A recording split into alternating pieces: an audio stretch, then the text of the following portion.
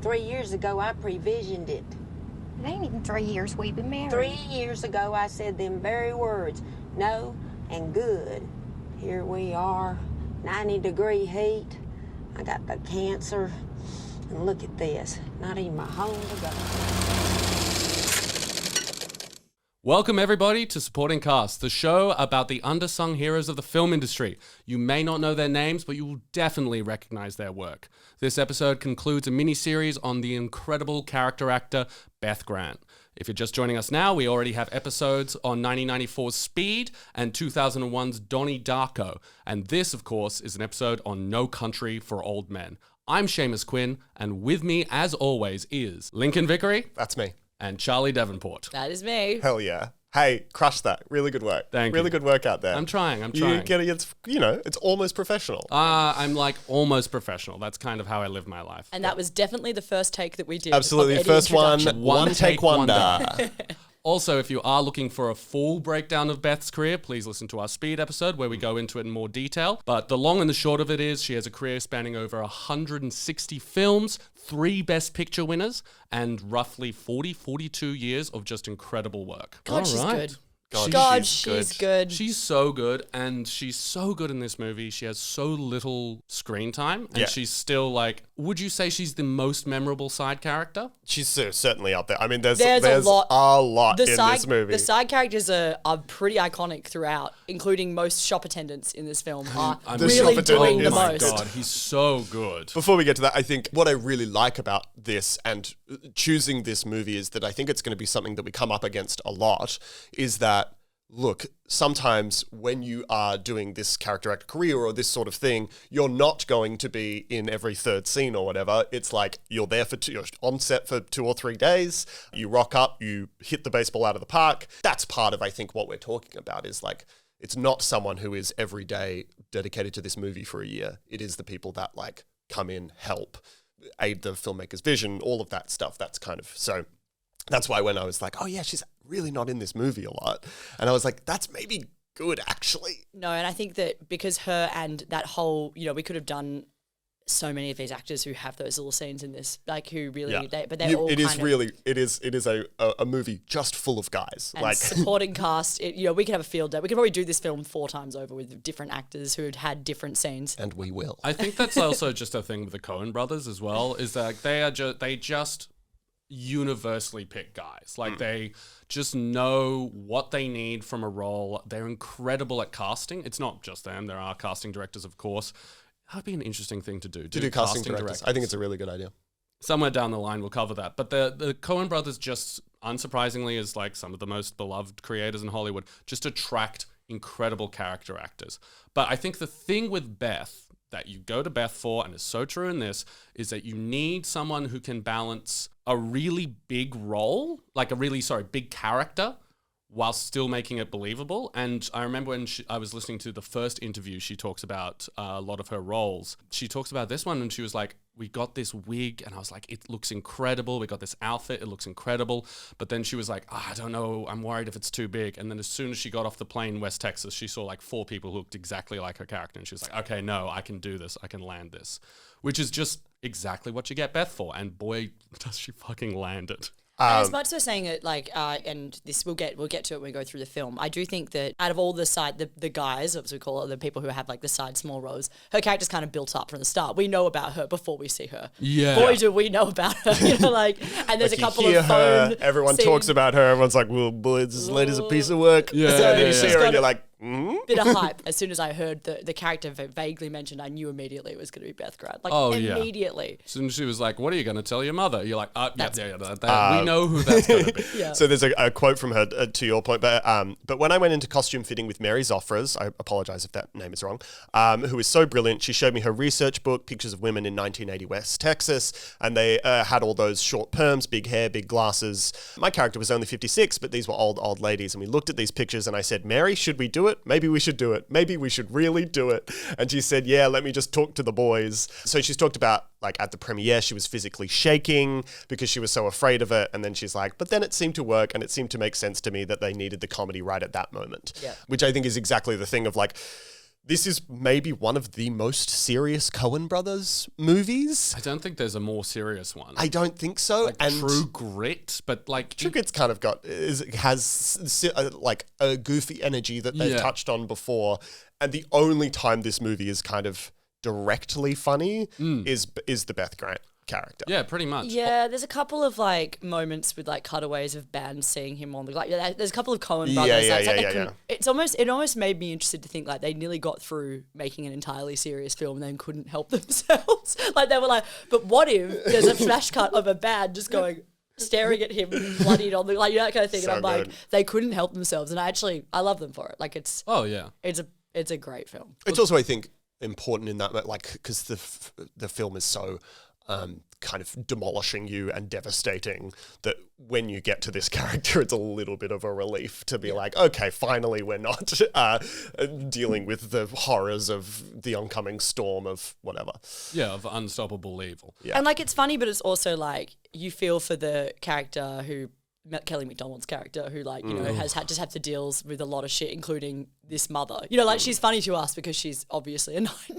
You know what I mean? Like and that's kind of like, but the reality. She does have the big C, to be like, fair. We do have to pay respect. No, of course. The big C. Oh my God. Sorry, also, to go back, the costume designer for this movie, Mary Zophres, Interstellar, La La Land, Catch Me If You Can, Fargo, Iron Man 2. Anything for you? I absolutely love it. I also have a couple of things that she said in the production of this film, which we'll get to as we go through, I'm sure. But she seems like such an interesting person in the way she thinks about costume as character. I know that's all costume directors and designers, that's part of what it is. But like I remember watching the making of for this movie, and there's like 5 minutes of her talking, and honestly it was kind of more interesting than even what Ethan and Joel Coen were saying, because they were like, we adapted a book. Well, they're so funny because they never talk about anything. And they're just like, I don't know, it's kind of nice. Like, it was mainly just compression.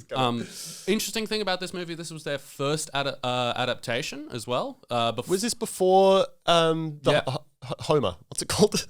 The Odyssey. Oh Brother, Where Art Thou? Oh Brother, Where Art Thou? This was after Oh Brother, Where Art Thou? But Oh Brother, Where Art Thou is not really an adaptation of the Odyssey because it's kind of like made up. But this is their first direct adaptation. Like they've taken the book and it's actually pretty.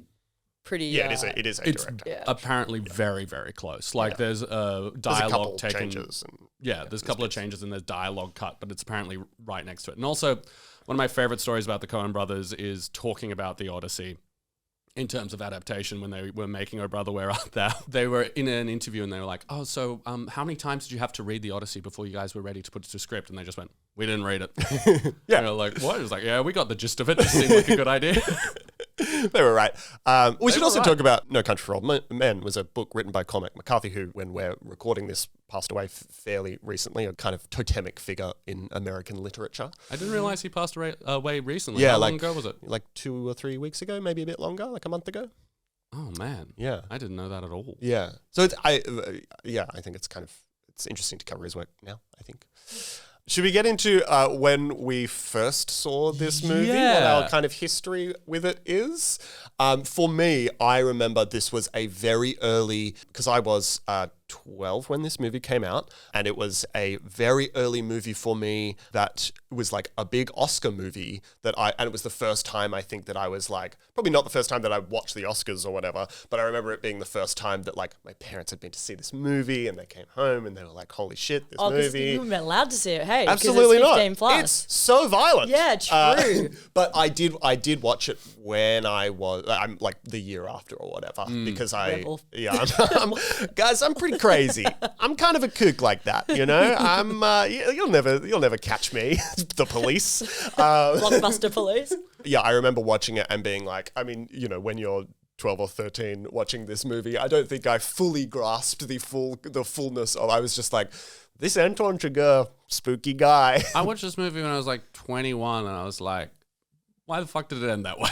Yeah, 100%. And look, I'm not there anymore. I'm now on side with the ending. I think it's like a kind of exquisite ending. It kind of makes the movie.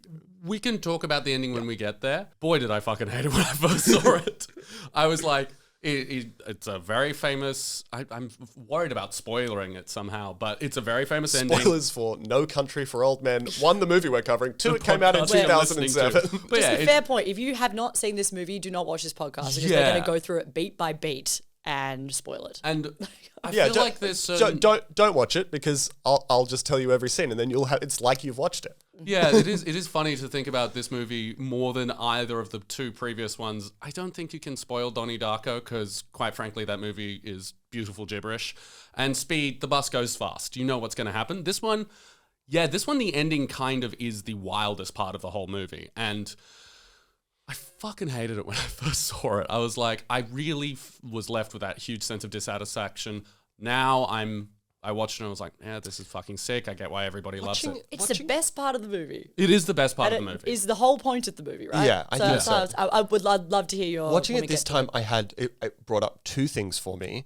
One was Matrix Resurrections, because I think this movie succeeds where Matrix Resurrections, a movie I love, but I think this movie succeeds at both being the action film that it wants to be and also commenting on itself as an action film and its kind of context around what is the violence that you are watching. And Matrix Resurrections is very much about that theme, is what is the point of this sort of storytelling or this sort of kind of not glorification of violence, kind of not a glorified violence, but watching this violence, doing this pulpy noir story. What is that actually teaching us? What is that actually doing? And the other thing it made me think of was the Major Briggs's monologue from Twin Peaks.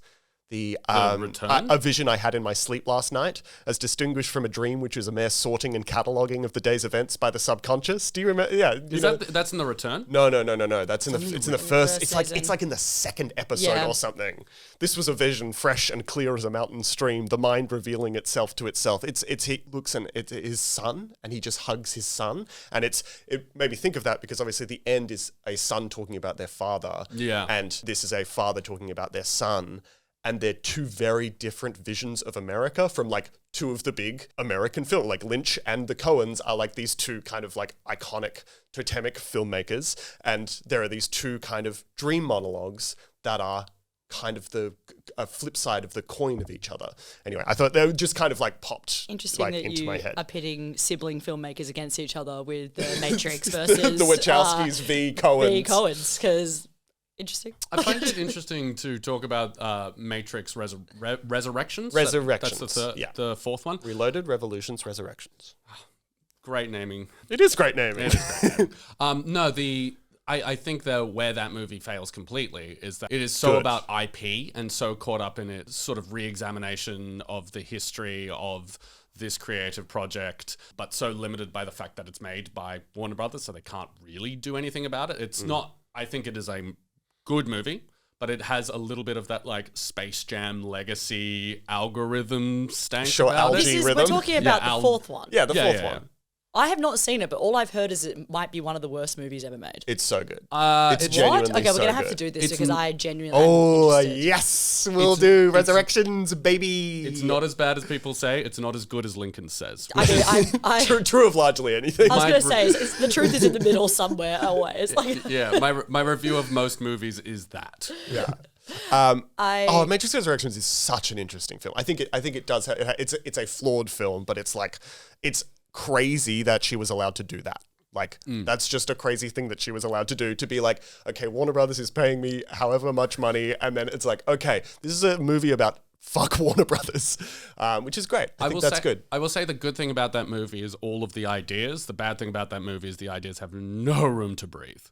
And I suggested that it should have been a TV series, and Lincoln tried to kill me. That's right, with a gun. Wanted to strangle Lincoln me. hates television. I put a silencer on my shotgun, and I walked into your motel room and shot you with it and splattered you against the wall. I saw this movie in the cinemas because I was old enough to see it. Hell yeah, Kate, congrats. To reveal my age too much. Just old enough to see this Well, film. then I think that math is pretty clear for any Sherlock Holmeses at home, for any math whizzes. I was actually 38. in Scotland Oh, Sick. on a drama tour, which I played a character. Is Scotland a country for old men? I think so. I think I so. think it is the country for old men. Yeah, that's where the old men so. go. The weather and the That's castles. where Tommy Lee should have gone. Tommy Lee would love it. Yeah, he'd love it there. He would. Sorry, You were playing a character? I was playing a character in this play that was touring, where I was a Hollywood starlet Hey. who was dating the main character who won an Oscar, then developed an alcohol problem, and then hit me over the head in a domestic violence scene with the Oscar and knocked me out. And that was our scene. And this play's still running? Real for some subtle, reason? real subtle work right there.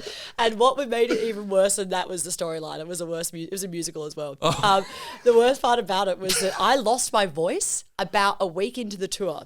Yeah, And right. instead of replacing me, they decided that when I had to sing, they had a girl behind the curtains with a microphone singing. no. And I would just lip sync. At that, And during the Oscar fight scene, that was really fun because I'd be like, talking with a husky voice, and suddenly I'd be like, yell singing back at him, being like, Do you remember any of the songs? Do you remember any of the songs? and the Please lyrics tell were, me. "You will never be happy. Destroy all the good things, and the people who care, like the feelings aren't there." That was Right. one bit when after he'd hit me with the Oscar. it was a domestic violence song. Yeah. Oy. And then I left him. Interesting. And he learnt his lesson. Oh, he learnt. Oh, he gets Is this an redeemed. educational play? He didn't go to jail or anything. He just got clean and decided that acting was. This is honestly the worst show ever made. This sounds. It sounds really good. And we toured it in high school. It was great. Anyway, I had a great time. But I did go see No Country for Old Men. During that tour, I couldn't Yeah. really speak. So I think I was wearing Well, probably a it's kind of scarf. thematic for this film. There's not a lot of dialogue in this film. Exactly. No music either. No music. Which we will get to. I remember seeing it and deciding it was the best movie I had ever seen. And I don't doubt, like, I honestly think at that time it probably was one of the It's best got to be movies up I've there ever seen. when you're an undisclosed 'Cause age. the other two movies. when you're an undisclosed age that's just allowed to see When an I'm- MA-15 plus movie, you haven't seen Any age I saw between. 2 other movies on that tour. One was Sweeney Todd and it was awful, and the other was St. Trinians. So Oh, St. Trinian's, Yeah. the St. college Trinian's. for bad girls or whatever it is. So really, Good movie. I did a great trilogy there, which is those 3 should always be watched together. I feel. Yeah. I actually absolutely. think all of those movies are good. Sweeney Todd? I've never Yeah. seen Sweeney Todd. It's I not a think good movie. I think A Sweeney great Todd show. is very badly for a musical. The singing is bad, but I think there's something. Luckily, that's not important. Well, I'm pretty sure I saw the Tim Burton Sweeney Todd before I saw the stage play, Yeah, right. and I loved it. And then I saw the stage play, and I was like, I see that this is better, but there is, look. As someone We who will is talk a about Les this. Miserables, the movie defender, I know your feelings. I love the movie. Yeah, Les Mis. good, right? Les Mis is a good. No, that's okay. Sweeney Todd. I'm sorry. That is correct. This is wrong. This is. I've never been more offended by something than when I watched Sweeney Todd. I was like, I can't believe they've taken my entire personality, which is Stephen Sondheim, and made it into this. And I was a Tim Burton girl. This has ruined my relationship with Tim Burton forever. That's I the one never that turned back. Yeah, that's the one did that it for broke me. you. Yep. You got through Alice in you got through Wonderland? Planet of the Apes. I got through Alice in Wonderland had not come out yet. Yeah. Charlie and the I Chocolate Factory. got through Charlie and the Chocolate Factory and went, okay, a bit of a misfire, Masterpiece. my dude, but like I could deal with it. Then Sweeney Todd happened, and I went, you will never be happy, as I sung our song together. That's That was what really I good. did. I Anyway, just decided to dress as Sweeney Todd for a few months after it. yeah. Yeah, Look, the when style, did look, that stop? sorry, but Tim Put Burton's, on a t-shirt today. yeah. Tim Burton's production designer will always be incredible. We should do him. His name is Bo. I get there, but he's probably one of the best one of the best like production designers ever. Like so iconic, and he has a lot to owe that person. Anyway, who also directed Cat in the Hat, a terrible movie. Should not have been a director. Wait, Tim Burton directed? No, the production designer. That's always his production designer did. That's an interesting one. Weirdly, Tim Burton's production designers have a history of going on to be directors because the Yeah, production designer on Alice in Wonderland went on to be the director of Snow White and the Huntsman. So I think it was a different production designer, or it may have been the effects guy. Yeah. I think it's the effects guy. Anyway, I saw that movie. I decided to make it my entire personality. Wait, no, you made No Country for Old Men your entire personality? I got You my got hair in the a bowl sugar cut, and I went, haircut. absolutely. You're I like- remember you're just like, being, and this is a really, What is that guy? this is a really boring opinion, but like I had never seen Javier Bardem before. Yeah, well, it was his first English-speaking Yeah. role. So that's probably why. That's probably why. You But weren't I going wasn't to quite- Spanish film festivals. You never know. Yeah, you never know. 15.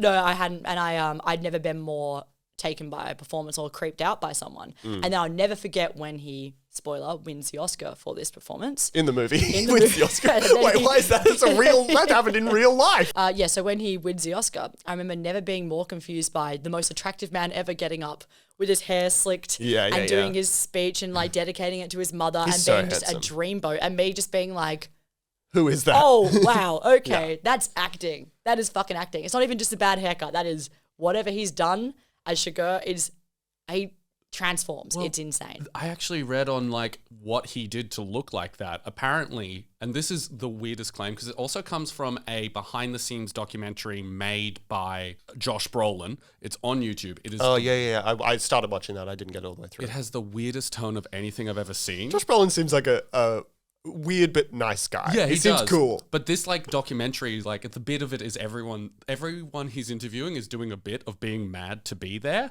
Great. But then when Really good bit. when he interviews Javier, he's like, "How did you? What was it like getting into character?" And he's like, "I started drinking a lot and I quit smoking and I put on weight."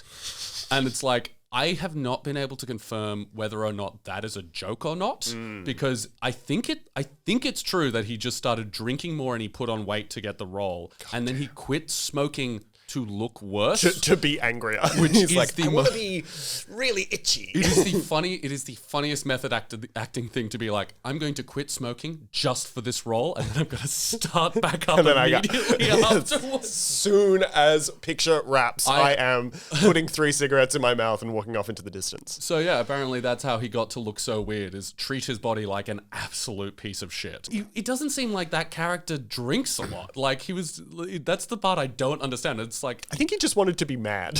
yeah, He wanted to feel shit.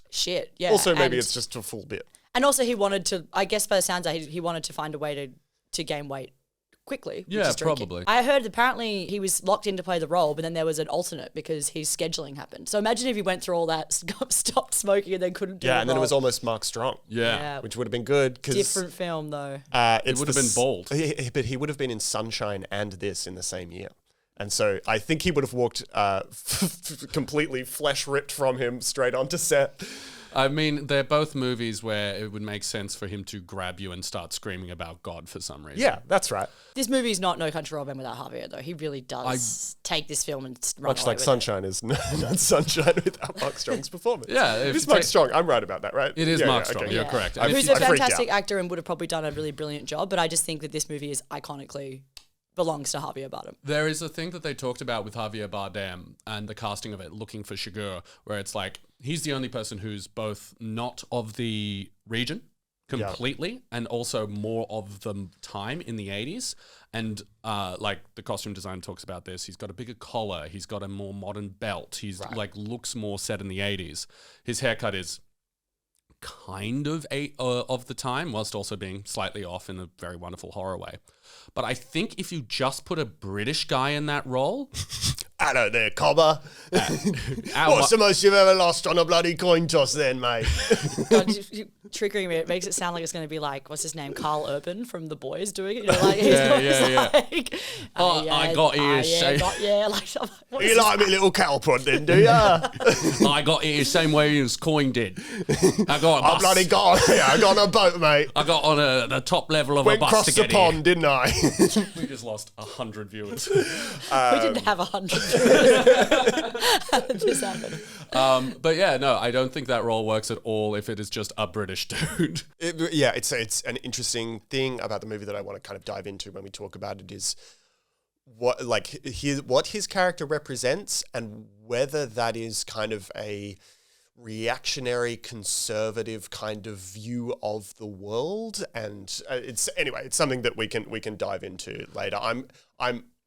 After finishing the movie and then thinking about it for 3 days, I'm like in a different place than just, oh, what a great, like, perfect movie. And that surprised me because we talked about watching it and we were like, we're just going to watch No Country for Old Men and be like, that movie just rules, which it does. It's incredibly well made. But there's something underneath it that actually makes me a little wary of it. Interesting. I have no thoughts in my head left. Great. Should we dive into the movie proper? Yeah, absolutely. Should we step take 2 dusty steps forward and look at Roger Deakins' beautiful photography as we talk about No Country for Old Men. How's that go for you? We start No Country for Old Men, as I say, Roger Deakins shot this movie, and it starts with these huge vistas and these like clouds rolling across the sky, stunning kind of second unit cinematography. And then we get Tommy Lee Jones narrating over the top, a voice that can put you in your place at 1,000 paces. He talks about the law and sending a boy to the electric chair. And he says, and there's all of this kind of beautiful, which I imagine is in the book, this beautiful kind of turns of phrase. And he says, I don't know what to make of that. I sure don't. Which is just like, that's just yummy Cormac McCarthy stuff, like, I assume. Kind of impossible to do if you don't have Tommy Lee Jones's voice. Yeah. He is from the exact town that Llewellyn Moss is meant to be from. Yeah, right. Like, he's from the exact area. So there were alternates for certainly Llewellyn and Sugar. They were like, we have to get Tommy. Because Josh Brolin played a young version of Tommy Lee Jones in Men in Black 3. Which he does really well. Which he does really, really well. Movie, good. Men in Black 3, secretly good. I can't remember it at all. I remember the first one. Go back and Do a take a marathon? ride. Like, Yeah. You can skip 2. 2's bad. 2 is so bad. 2 is really... Maybe I think I stopped 2's after 2 worth it. from memory. Worth it just to get drunk and be like, why is this movie? But Josh Brolin... 2 has stuff. Anyway, Josh Brolin plays Tommy Lee Jones, so he was talking about trying to imitate that voice. And he's like, it was fucking impossible because you have to, not only is he from this very specific part of West Texas, but he also went to Harvard, and he's also like just his own fucking weird thing. Yeah. And so he was like, I really, really struggled with it. It took me forever. And also he's worked with Tommy Lee Jones on 3 movies, this Men in Black 3, and then another one that I can't remember the name of. And they've never acted in a scene together. Because famously, the 3 main characters in this movie are never in the same scene. Yeah. Tommy Lee, Sugar. I mean, they're never in the same room necessarily. Like when there's they're in mobile. There's telephone calls in it, and that's it. But also like Chase scenes. Yeah, the chase scene. Yeah, but you never. I guess so. But like Llewellyn, you never get a 2-shot of Anton. They're and never Llewellyn. in the same shot. They never see each other. They never really see each other's faces. Well, he does see his face. Does he? Yeah, that's a whole thing where he says to Woody Harrelson's character, I know him, I've seen his face. And he's like, you've seen his face and you're still alive? And I'm like, Woody Harrelson, how old are you? Are you 15? He looks so young in this film. He does look young. He looks so weirdly young to me. Maybe I'm just used to him looking older. I don't know, because I think he plays... True. Like, not as in he looks old, he plays a lot. I'm actually thinking of The Hunger Games where he plays a haggard character, so they've made him look older. I think he doesn't look that old in real life. Acting, pretty old now. The music of the night. Acting, the music of the night. Music of theatre. Acting, the music of your face. Acting, the music of theatre. So we first start with a young cop is arresting Javier Bardem. A real, like, we had it in Speed where you just see kind of like a hapless guy and you're like, how many seconds of screen time does this guy have before he gets immediately murked? The young cop takes him to a police station and like within seconds gets strangled to death. There's this stunning kind of circling camera down on Javier's face, which is like just a really nice little thing. And he looks like a weird Muppet. His face goes so crazy. I had completely forgotten about this. He looks incredible. He looks like inhuman. He looks like he is a prosthetic somehow. That's when you know you're in for a ride with his character. That's when you know you're like, this person is deranged. Yeah. And at the start, I love the shots of him getting into the cop car and like just we don't really see much of him. It's just like a shadow in the back, and then when the cop's on the phone, he's still in the back and just stands up very calmly. Gets out of it's like, and because he's quite placid until that moment where he's killing him and his face does these crazy things, and you're kind of like, okay. It's like, if we didn't know this character was a psychopath before, we sure as hell do right now. I will say I tried that handcuff thing and found it. What do you mean? Sorry, what do you mean? Pulling it from behind. Right. I was like, I tried to strangle a stranger. I tried to strangle a You police got arrested officer. and you're at the police station. Yeah. And I was like, I know how to get out of this situation. Yeah. My friend Anton. No, I couldn't get it past my butt. Like doing. It requires a lot of dexterity. I think it just means that Sugar must have like no butt. I think it's just flat back there. Sorry, you're like, no. His problem, he's not very flexible. I don't think he is. He's just got no ass. I think he's a man with no morals and no bum. The next time we see Anton Chigurh, he's stolen the police car. We see the first time we see his cattle prod. That's what it's called, No, right? it's a cattle bolt gun. gun. Bolt gun. But it's used to kill cows. Yeah, but a Cows. cattle prod's electric. Oh, I Yeah. see. Goes Not that. a cattle prod. I've probably referred to it as a cattle prod 45 times, so deal with it. We first see him, he murks this guy with his cattle gun, his bolt gun. So now we see Josh Brolin. He's hunting deer with a rifle. He tells the deer to hold still. He misses the head but catches the deer in the leg and then tracks its blood trail, or tries to track its blood trail, finds out that it's actually not a deer at all. It's a dog blood trail that he's tracking. I was confused about this sequence. Does he hit the dog? Does he hit the deer? Or does the dog take the deer? No. I think he hits the deer, but the deer runs off, and then he gets down there and it's like, oh, there's a blood trail, I'll follow Right. it, and then finds out that it's actually the dog that's passed away. Why am I worried about saying dead dog? I don't know. This film has a lot of dead dogs. I in know, it, and a lot of I- living I cats. can't- A lot of cats really survived this film. Yeah. and I think that's saying something. I think it is saying something, and we will get to it. Okay, my weird note on this scene. I think Josh Brolin looks quite a lot like modern day Ethan Hawke in this movie. Yeah, I think that looks similar. Yeah, like Yeah, I I get never that. thought that before in my life. And I was looking at this, it was like, wow.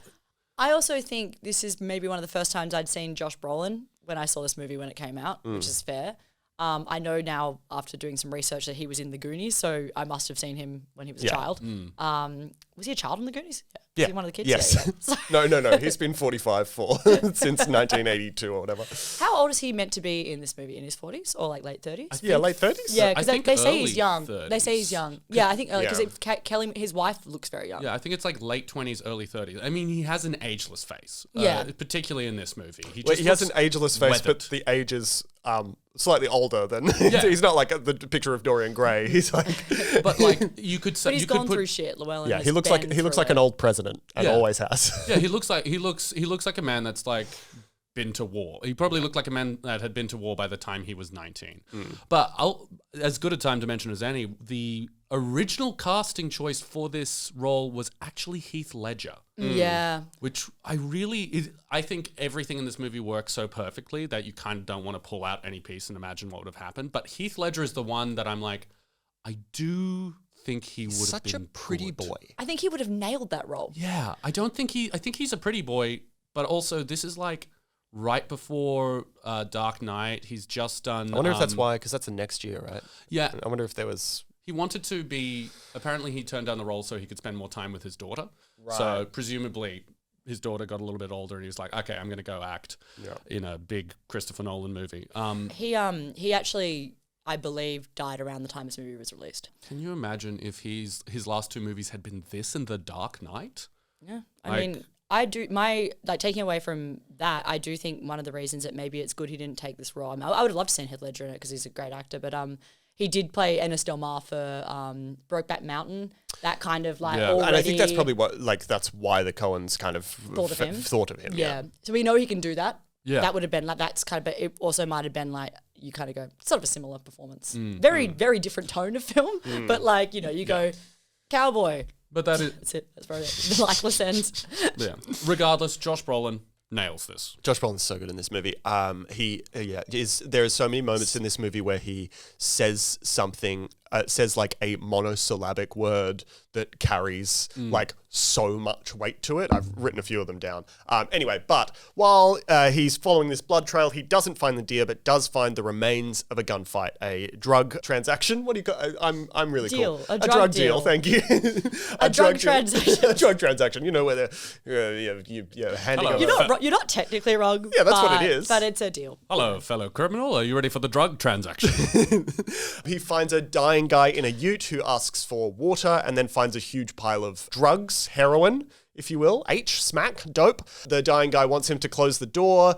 He's scared of wolves. And then Josh Brolin says, there ain't no lobos. I think it's interesting, that moment, I love it a lot because it's implied later that, like, really what that guy is scared of is Anton Chigurh, and he just calls him a wolf, I think, is like what's supposed to be. Because if Josh Brolin knows the, place, I don't think there actually are wolves around. No. But this guy is just like, wolves, man. Like, something is here, which I think is this kind of like, incredible kind of like semi-magical realism sort of moment of like, you know, the metaphor of Anton Sugar as a, you know, oncoming whatever. There's an idea as well where wolves are referred to as like interlopers in this. I didn't write down the name of the short story, but there's a short story where these two guys get in an argument out camping. They nearly have a fight, then they resolve their differences, and then for no reason, a bunch of wolves attack them and eat them. Right. So there's also this potential idea of wolves being like the chaotic force of nature that is outside of your control. Yeah. Which is what Anton represents 100%. So then Brolin does this kind of great thing where he starts like using tracker sense. He activates his detective vision from Batman Arkham Yeah, Asylum. exactly. And he hunts down the assumed last man standing from the gunfight. He tracks that all the way to a dead guy under a tree. And then there's this amazing scene where Brolin opens up the satchel, the suitcase, and sees that it's full of money. And then he goes, and then, like, we cut out of that scene. It's so good. It's just the immediate acceptance of the call. Like, no hesitation. Is just like, that money is mine. Also fully improvised by Brolin. It was meant to be in silence, but he went, which is so good. I also love all the practicality of the previous two scenes setting up Brolin. It is good character work all around. The first thing we see him do after he takes that shot is he picks up the shell so no one could find him. Yes. Which is all set up, you know, with his time in Vietnam, blah, blah, blah. And then when he tracks down where the guy is, he sees just these two boots sticking up. I love the way this movie uses long shots where you just hold on it long enough and you're like, I'm not sure what I'm looking at. And then you slowly come into focus and you just go, oh, there's Boots. He's leaning against the tree. And Brolin just pulls out a watch and he just waits there. And I think you can see on the watch, it's like 30 minutes. Yeah, right. He's like just double checking that there's no way this guy's going to get up and shoot him because he knows that he's got his back against the sun. Yeah, he says like, why don't you shoot my dumb ass? Like, you're like, and I think that's why that's what leads him to be like, I think I can go up there. Yeah, would you stop for shade? Like, it's so good, I have a question about Llewellyn's character with the money. Do you think he's just like, fuck yeah, money? Or do you think he's like, regardless of what happens, I'm probably dead because I'm at this scene. I may as well take this money. There is something in this movie about as soon as he opens the suitcase, the whole thing falls on him that he's like, it's something, a kind of theme of the film of like, there's this like determinist nature to the universe. And there's this thing where like, as soon as he opens the suitcase, he goes, I've run out of choices. This is the only way forward. It's actually kind of interesting thematically with Donnie Darko, just because like he can like see the future ahead of him and he's like, and that's why he's traveling in God's timeline. Yeah, exactly. Like there's only one way to go. Frank's like, go to the back psychiatrist. Yeah, and it happens again when he brings the water back to the guy. And like the whole thing is him being like, this is an awful idea and I know it's going to end badly and I'm doing it anyway. Well, I think those are the two interesting things is that he doesn't take the heroin, which was one of the first choices that he makes. He's like, that's too dangerous, that's too hard.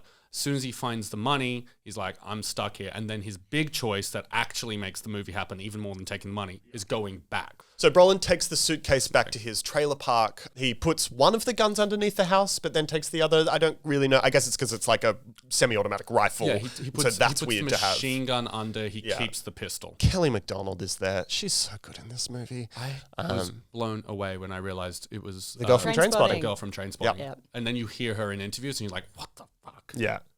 There's the great kind of thing between them where she says, what's in that satchel? It's full of money. That'll be the day. Really good stuff. There's just a nice little cute domestic scene between them.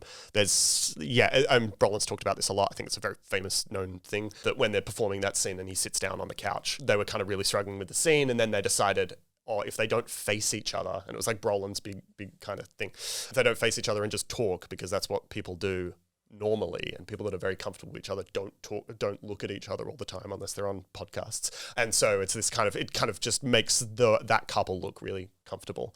And it was just like, you're like, this is a married couple. Like, this is like this, and there's no kind of like, hi there, sweetheart, made you like give a big kiss for me. Like, it's like pretty like normal. Sorry, that's my domestic, that's my romantic. Give big kiss for me. Like, give big kiss for me. Yeah, it's just they're very comfortable people with each other. They live in this, this is their life that we've walked into, and he's just. Give big kiss. Give big kiss for me. We cut to the dead of night. Josh Brolin is still up, kind of thinking. My assumption watching it this time is like, oh, he's just thinking about the money and what he's going to do. But actually what he's really thinking about is, oh, that guy did ask for water. So he gets up, fills up a big kind of gallon thing with water, and he goes back to the scene of the crime, and he goes to look for the dying guy. He's already dead. And then immediately the thing that he knew, like he even has the conversation beforehand where he's like, I'm about to do something really, really stupid. And then he does something really stupid, and then exactly what he expects to happen happens. And then men with guns appear in the dark on the horizon. They were waiting for him. I was curious about this. Were they waiting, or do you think it was just bad timing? I think they were waiting. My assumption is because they're like, someone must have the money and they might return to the scene of the crime. I think that makes the most sense. Yeah, so someone was like, saw that ute driving back and was like, found him. Yeah. There'd be I think there'd be different levels of people like, staking out the scene to see if he returns. Yeah. Kind of because of the tone of this movie, I just took it all as like terrible fate. But Yeah, well, I mean, think you could take it you could take it either way. Brolin runs away, pursued. He gets shot in the shoulder. He makes it to a river and swims, chased by a very cute dog. There's the shot of the dog swimming. He's having the best time. He's having the best time. He's like, Also, and then he immediately gets shot. That chase sequence in the dark with a lightning bolt strikes in the distance. And it starts at night and ends up at dawn. And I was listening to Roger Deakins on his own podcast, which is probably much more useful to listen to than ours, rather than me secondhand explaining what Roger Deakins thinks. Was talking about these huge lights that he got to imitate moonlight because there was no moon, and so he just got like the most lights to put behind the utes, so that they have these like incredible reflections, not reflections, silhouettes. It's kind of one of the like that chase sequence is so beautiful. I think it's the most beautiful sequence in the movie. Yeah, for me at least. I mean, yeah. It's a good looking movie. It's a good looking movie. Honestly, this film is not afraid to have a protagonist shoot a dog in the head. I know. And this is a rare. Like most people really like. Yeah, we've got one of those. Like everyone dies in this film. It's like violent as hell. But shooting a dog, I'm always like, people really try and shy away. That dog was gonna kill him. Dog was gonna kill him. And but he was also- having such a good time in the water. He was having such a good time in the water. But also Josh drying out the gun in that sequence. Yeah, and he's like doing it really fast. God, it's so good. A less confident movie has him like take the shot and the gun misfire. This movie is like, we trust you. You will figure out what he's doing as soon as you see what he's doing, which is a rule for this entire movie. Fuck. Also, that's definitely not the first dog that he's shot. That's another thing I got. I was like, these dogs attacking people. They're attack dogs. Like, it's anyway. I don't know why I was so hung up. Most of my notes are like another dead dog. It's like a dead dog count of this film. There is a lot of dead animals. All my notes are about Except for the Anton cats. Chigurh's ass. Heaps of alive cats. A lot of alive cats. They look nice too. Then we have that amazing. I don't know what that was. I genuinely don't know what I just said. So Brolin shoots the dog, and then the scene ends, and then we immediately cut to the incredible gas station scene. The Oscar, like that's the clip that they played at the Oscars. I'm pretty sure. How much have you ever lost on a coin toss? Obviously. That scene's really, really good. I don't really think we need to kind of talk about it at all. Just one of the great scenes. It's wonderfully acted. That guy is a huge guy. Would love to cover him one day. Absolutely. I looked him up. I couldn't find as many things as I'd hoped, but I'm sure he would be.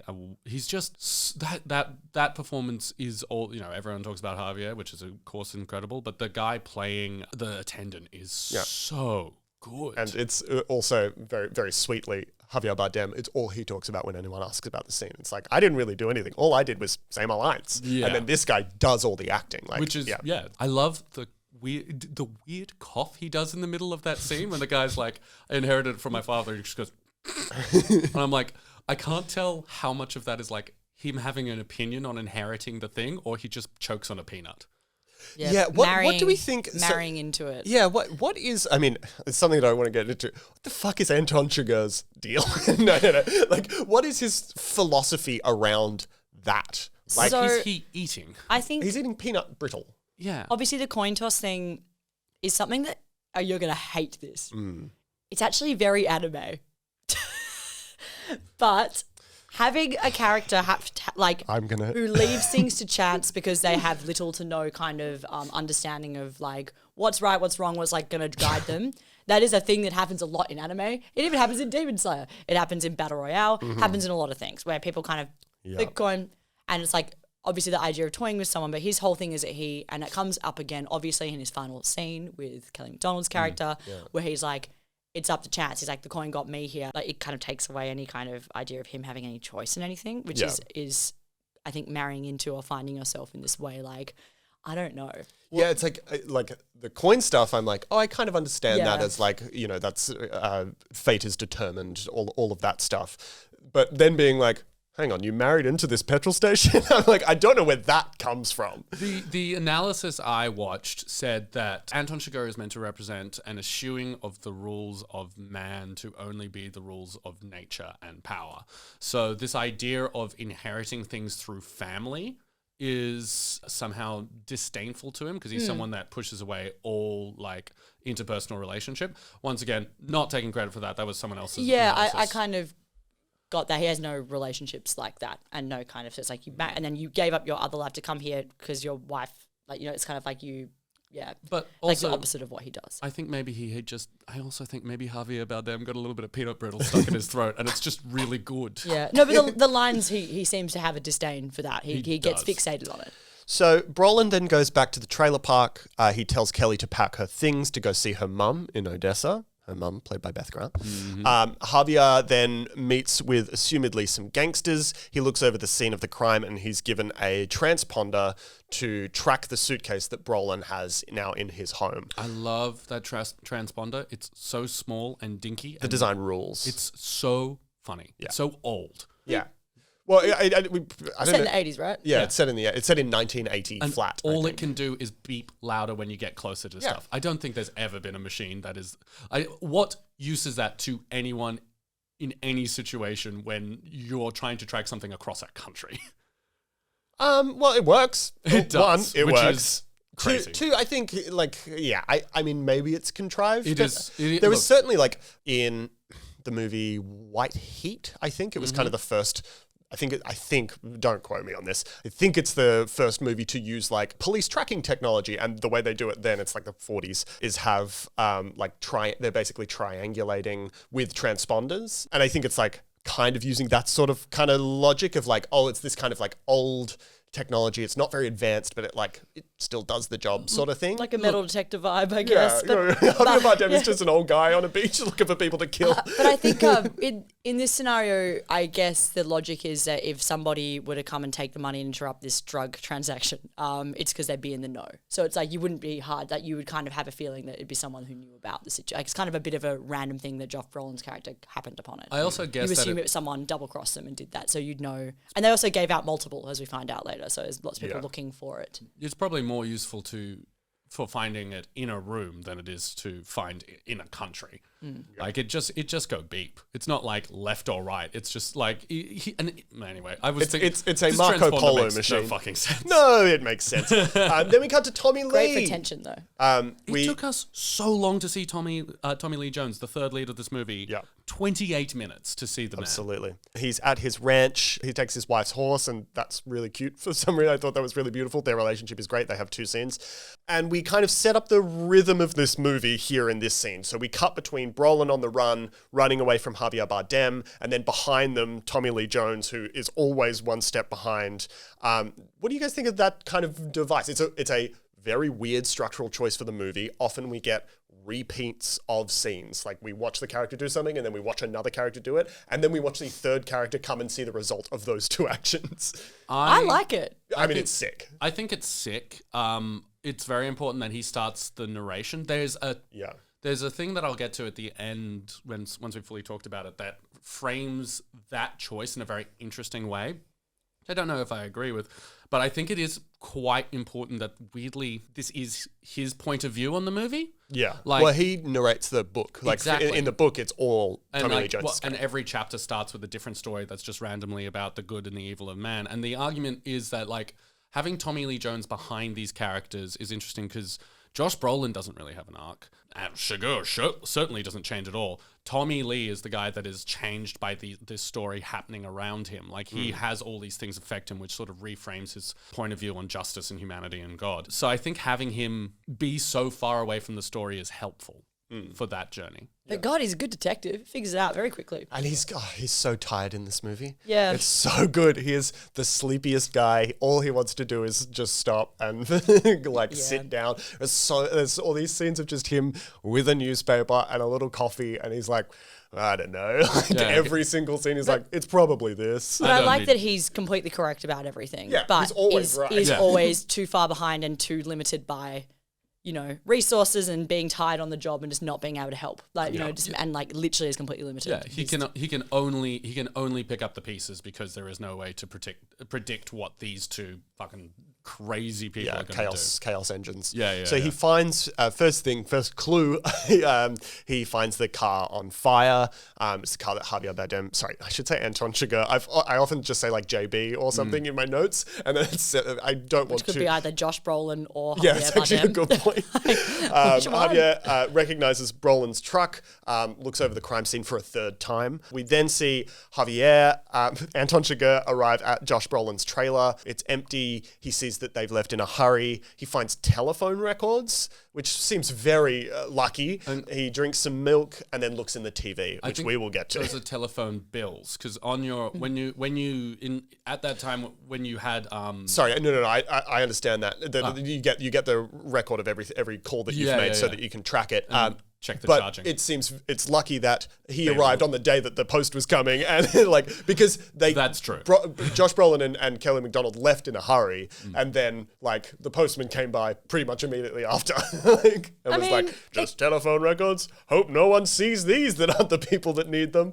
I think it was all such a hurry, though. It's realistic that they could have left him there for a couple of days. For sure. That also makes sense. Oh, it's not. To me. It's I'm not cinema sinsing. It's no transponder level plot hole.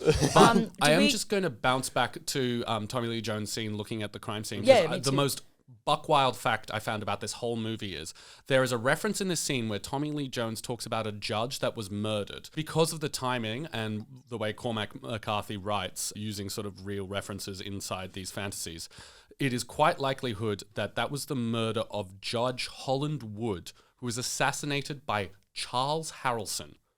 Woody Harrelson's dad. Yes, I saw this. Woody Harrelson's dad, famous hitman. A hitman who murdered someone mentioned in this movie. It is so fucking weird. That is crazy. It's that so such crazy. A cool fact. Also, Woody Harrelson is one of the most fascinating men in Hollywood, and I know 3 things about him. I know that he likes smoking weed, and that his dad was a hitman, and that he's in movies. And maybe he's a little bit anti-vax. He's an anti-vaxxer, like a huge anti-vaxxer. Oh, well. Now you know 4 things about Woody Harrelson. Also, I think we need to talk about, because this is a scene, forgive me if I'm wrong, that has Garrett Dillahunt as his offsider. Yeah, we're seeing. It's our first time seeing Hunt. And honestly, the hunt is over. The hunt is over for Dillahunt. Honestly, the hunt is on. Gives such a great performance. Wonderful. Makes me laugh out loud a couple of times. He's also funny. He's kind of like, so good. Whoa, this thing. And he auditioned 5 times to play the Llewellyn Moss role, and then and he really, really wanted it. And I think the Coens did actually. They were very close to casting him. It was nearly him. And then they were like, nah, Brolin's free. Yeah, well, no, because Brolin sent in you've got this. Yeah, as well. another famous story of Josh Brolin had Robert Rodriguez and Quentin Tarantino direct his audition tape for this movie. Yeah. And then the Coen Brothers got it, and then the only thing they sent back was, who lit that? Shame for Garrett. Yeah, shame for Garrett. But he's great in this movie. And I'm not super, super familiar with Garrett Dillahunt's work, but watching him in this role, I'm like, oh, there's no way you could play Llewellyn Moss. But I'm sure that's just his acting. No, or I something. think he's just a really good actor, because it's he's playing this sort of bumbling young buck.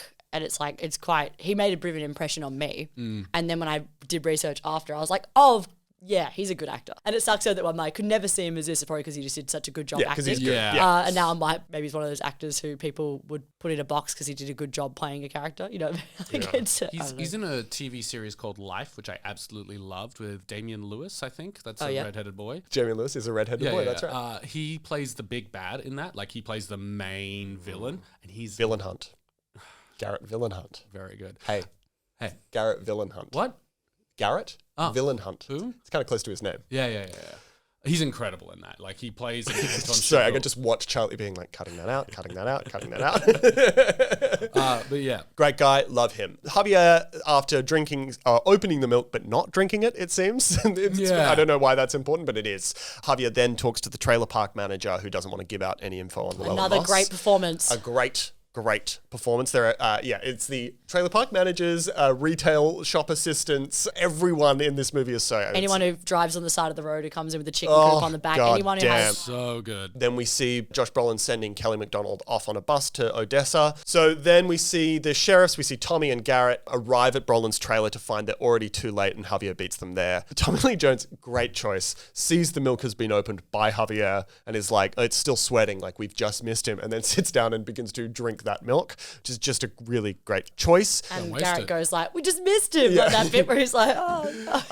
He's like, I'm Realises devastated. Like a couple of beats late. Yeah, we should put out an ABV. And he goes like, on what? Someone who's just drank milk? And then Tommy Lee Jones sees himself in the TV, it's the same framing as we've just seen Anton Chigurh do. Listening to this Deacons interview, discovered on the day. They thought they were going to do the TV shot for Chigurh, but they didn't think they were going to repeat it with Tommy, which is so interesting because it's like one of the key images of the movie thematically of like, oh, there's these like two kind of mirror guys that are like one's traveling out and one's traveling in. It's like the whole movie in two shots. I'm also surprised that, I mean, I shouldn't be surprised that there is new stuff that's found on the day, but like this movie is storyboarded to hell. Like every shot is in the storyboard. You look at some of the clips of it.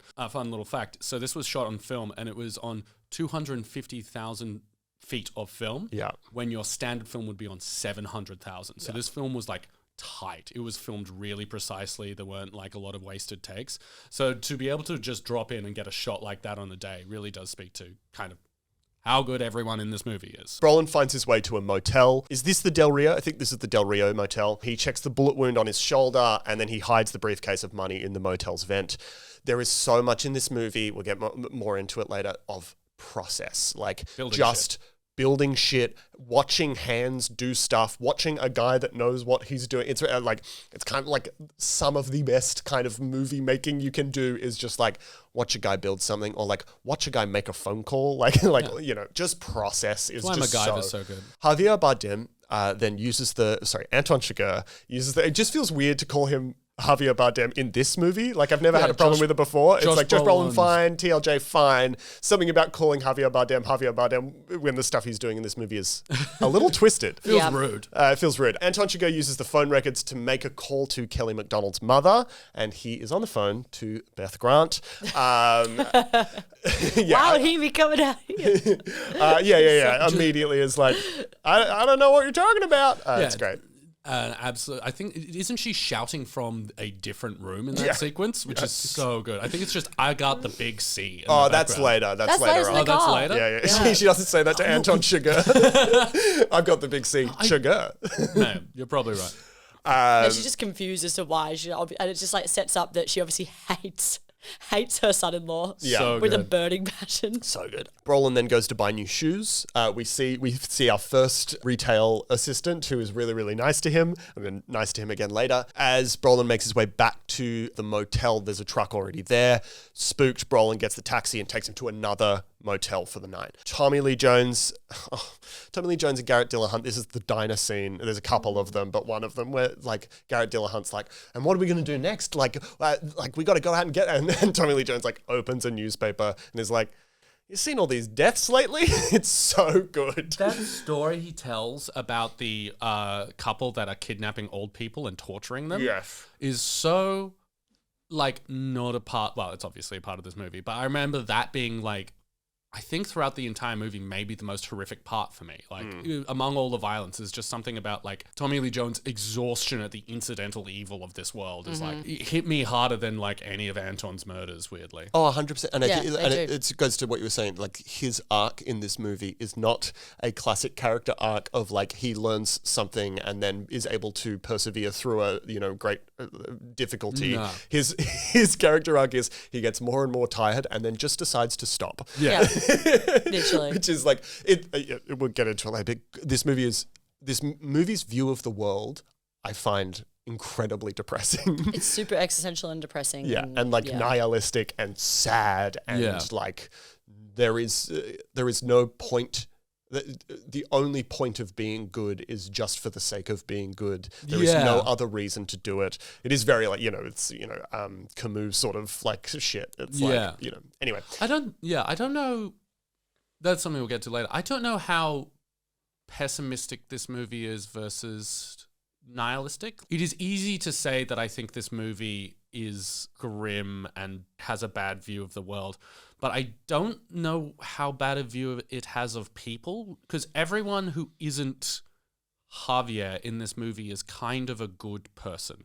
All the shopkeepers, well, maybe not the big business characters, but it's like all the shopkeepers, Tommy, Josh goes back for the water. I think everyone is good, and it's just like, it is that thing of you're fighting against impossible odds at all times and you may not win. Brolin then makes a sawn-off shotgun and buys tent poles at the camping site. Do you know why he makes the shotgun sawn off? Is it so it's easy to carry, I guess? He gets another room at the motel, the room behind the room that he initially got. The idea being that he's going to steal the briefcase from the vents of the room that he initially put it in. I don't get the logic of why he does that. He's got a full plan to take the briefcase out. Why does he need to do that, apart from the fact that Javier Bardem is there and hunting him? He has that scene in the taxi where he asks to be driven through the front of the parking lot, and I think he sees another car and thinks it's Bardem or someone. Yeah, he thinks he's already made, so he goes back to go check into a different room to get it out to leave. Yeah. So he doesn't go back to his hotel room, which he thinks he's been caught. His Great. plan Okay. is Because he's hidden it, that was the point of putting it there, so he could access point from another hotel room if he had to.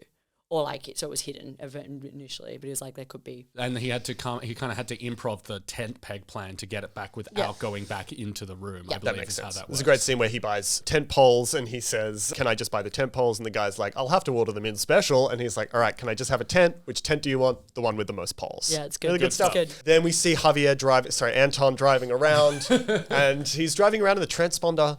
Beep beeps. He's on the case, is what I wrote. What was he doing? He's driving around. What was he doing up to this point? He's just driving around. Yeah. The entirety of Texas. He's a state. He doesn't have anything else on. He's not going to be late for dinner. He can just drive around. I think there's probably a moment, I know that he's looking at like the telephone log history, stuff like that. I think that there's like some, I couldn't think, it might have been some connection with Del Rio. I know that they've gone somewhere else because she's gone to. But also, I think there's also a thing of Josh Brolin at the beginning of the movie goes through this whole process of like tracking where these people are, and then Anton Chigurh is so good at predicting exactly what Brolin's going to do through the same like you see him in this scene look up at the vent, and there's this thing I think tracking inside of him which is like, that's what I'd do. And I think that's part of the kind of mirroring between them, the coin, the flip of the coin, if you will, of like, they're sorry, I'm really sorry. They're both super competent. And they're both super competent. Similar. And there's a thing of like, there's just this thing that Anton Chigurh does, which is just to be like, well, that's what I do. That's probably the decision that he would make. I think he guessed. He is guessing, but he's like driving to different motels. I think it's the same thing as you have to stay somewhere. So he knows where he lives, right? So he's like, that if you're gonna go, he's probably like imagining where your escape route would be, and you have to sleep at some point. So you drive down like a highway, which is what I think makes sense to me. Actually makes sense to me. It makes some sense to me. I think it is. Look, the movie's about fate and direction and all that stuff, and within the logic of the movie and the mythology of the movie, I'm fine with it.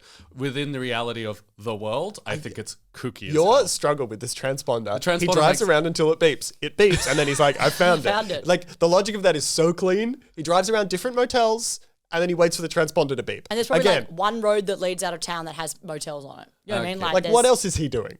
You're right. Right. He's not busy. I'll give him that. He's not busy. He doesn't have a tennis game to go to. Oh, you don't know that. Brolin is opening up the vent using the tent poles to grab the briefcase from the other side of the vent.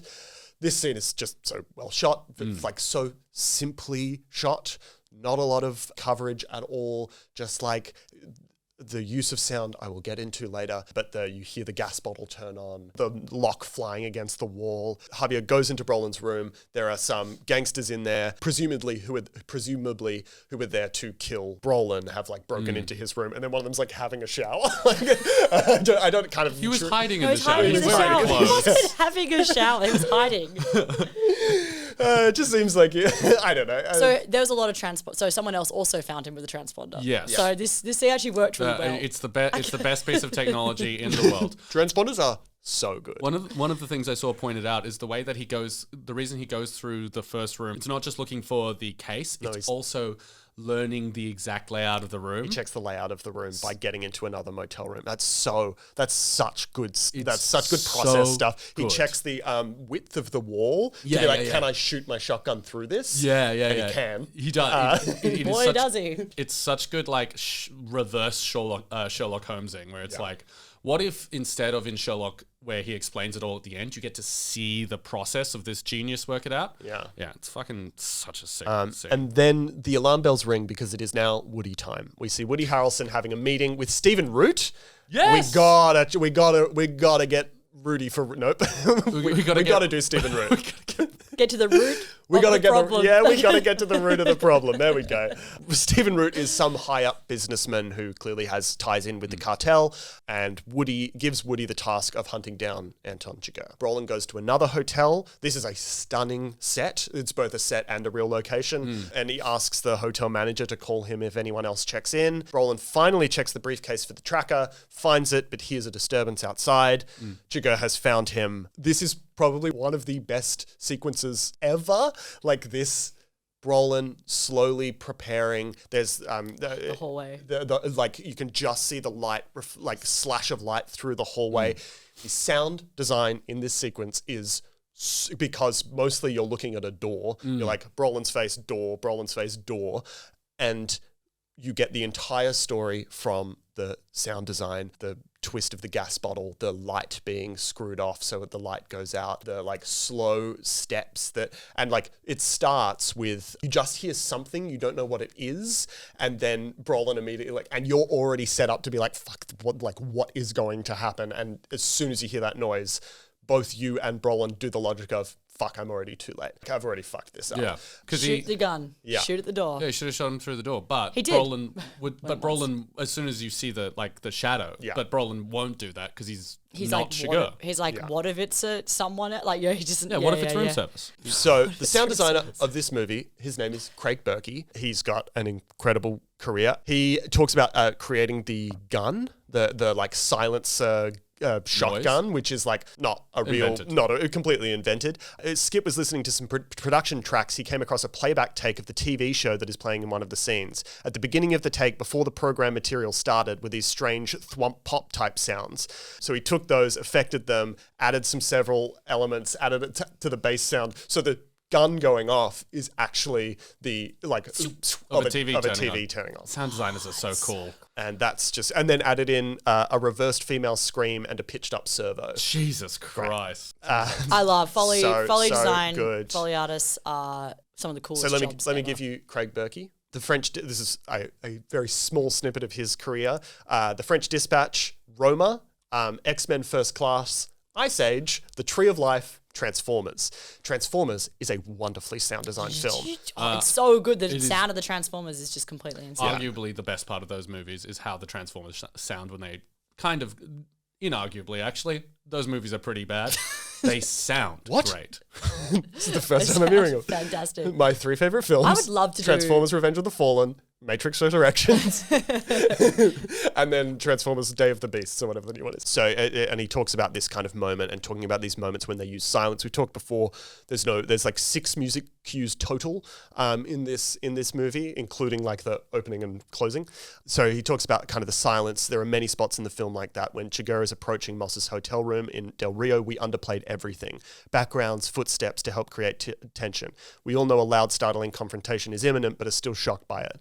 My favorite spot is at the Eagle Hotel when Chigurh is approaching Moss from down the hall. There are several things that happen off screen early in the sequence that force you to focus on the smallest of sounds. A silenced gunshot with a chair scrape, an unanswered phone ring, a strange sound like putting your ear up to a seashell from under the door. These all lead up to Chigurh's footsteps and floor creaks and the receiver beeping as he approaches Moss's room. Again, we know what is going to happen, but are still alarmed by it when it does. An incredible sequence, lit incredibly, sound design incredible, Acted shot incredible. Josh Brolin is so good in it. He's fucking terrified.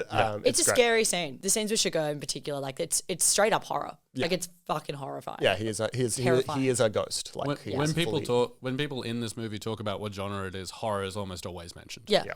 Which I think is interesting. Absolutely though, that this sequence is a horror. Like that could be Michael Myers on the other side of the fucking door. That was the other the other as well as Matrix Resurrections. I kept thinking about Halloween. I kept thinking about Michael Myers. It is that kind of unstoppable force of evil. Absolutely. Yeah. That's the You're one gonna that shoot him. He's most gonna get agree up. with. He's gonna get up. Then bang, Chigurh fires the bolt through the door. Brolin fires. Brolin jumps out of the hotel window. And then I've just written, God damn. I was having a good time. He's running. He gets shot in the side. Anton Chigurh fires down from a window.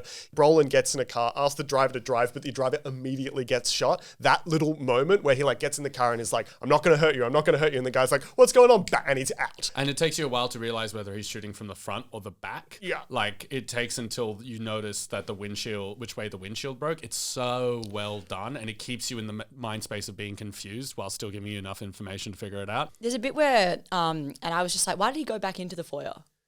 Yeah, it is interesting. I think he's like, maybe I'm going to like fight him again or something. I think it's just that it was the closest thing that's not directly exposed, and he was like, I bet he won't expect me to do this. Like, that's the thing that because he drops down and he goes straight back into the only place that isn't directly in view of the window, which is back into the building. Back in the building. And then you see the spilt milk again and the cat licking it, and you're like, oh, the guy's dead. Like the manager is the hotel manager. Not dead.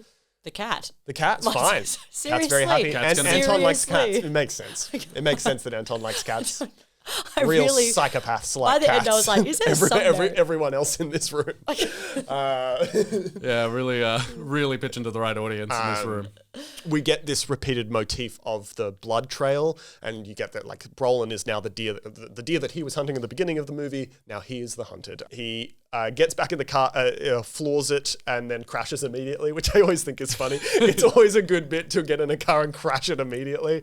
And there's a little gunfight between Brolin and Anton Chigurh, and hits Anton Chigurh in the leg. But by the time he kind of comes to Chigurh's already disappeared. This was one of the most tense action scenes I've ever watched in a very long time, because one of the few things I remembered about this movie is that Brolin dies. I remembered that he dies, and it's extremely weird, and it's too early, and I didn't remember that it happens off screen. But this entire sequence was like, is this when he dies? Is this the bit? Because I knew that everyone, even before I saw No Country, it was always told to me as like, oh, it's a movie where the main character dies. It's so structural, which it is, and all of that's true. But people who tell me that are annoying. Well, I enjoy. That's us now. I enjoy films where I know. Okay, this makes me sound like a psychopath. I enjoy films where there's like repercussions for action sequences. So like, if you get shot by a gun, you're gonna have to deal with that. You can't just be like, she'll be right. Like, and we have both of these characters dealing with some pretty serious injuries throughout the film. And I think it's I kind of like that, although it's not probably entirely realistic. He pulls shrapnel out of his legs later. We'll talk about that. I like that they do actually deal with their injuries. Yeah, the violence is consequence in this movie. Yeah, the violence is fascinating in this movie. So well directed, so it's so easy to watch and so tense and so beautiful. And then the movie's like, do you really want to watch this? Yeah, the bit I think about, we've already passed, but it's where he shoots the guy in the hotel room and the guy's arm just bounces off like a fucking... It's like hanging there like a yo-yo. It's crazy. It's one of the most gruesome effects of a gunshot. It is the most gruesome effect of a gunshot I've ever seen in a movie. There's that one in The Jackal where I think he fires it at Jack Black, or Jack Black fires it, and he gets like a bunch of holes straight through his stomach and he can see through. I've always thought about... No, he gets a big hole in the middle of his tummy. There's also, at the start of the film, where he chokes him with his handcuffs, there's the blood from his wrists. Yeah. Which I find like is a kind of interesting, like I feel like a lot of other movies would have that happen. There is like a consequence, but this character doesn't give a fuck. Yeah, and just like absentmindedly is cleaning off. Yeah. Like Well, he always cleans it. That's the thing. He doesn't like blood. Doesn't like getting blood on him. Yeah. Brolin then walks to the Mexican border. He's really beat up. He finds some drunk 20-somethings walking down the highway, gives them $500 for a coat and a beer. It is a Coen Brothers-y scene because these teens are just assholes like to him, and it's a funny scene. They're not assholes initially. They're like, are you all right? And it's not until, and this is a big thing with this movie, it's not until Brolin offers them money that they become assholes. There's a big thing about greed in this movie. They're like, are you all right, dude? Were you in a car accident?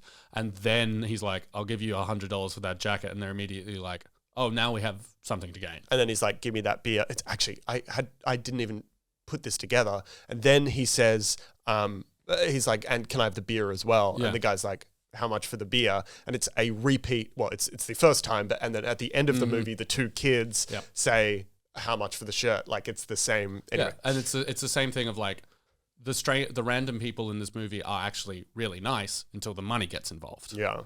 Brolin chucks the briefcase off the highway into some bushes. He passes the border and falls asleep. He wakes up to a band that is playing music at him. Really, really good. That's a Coen Brothers moment. Yeah, absolutely. And they're not facing anyone else. They are.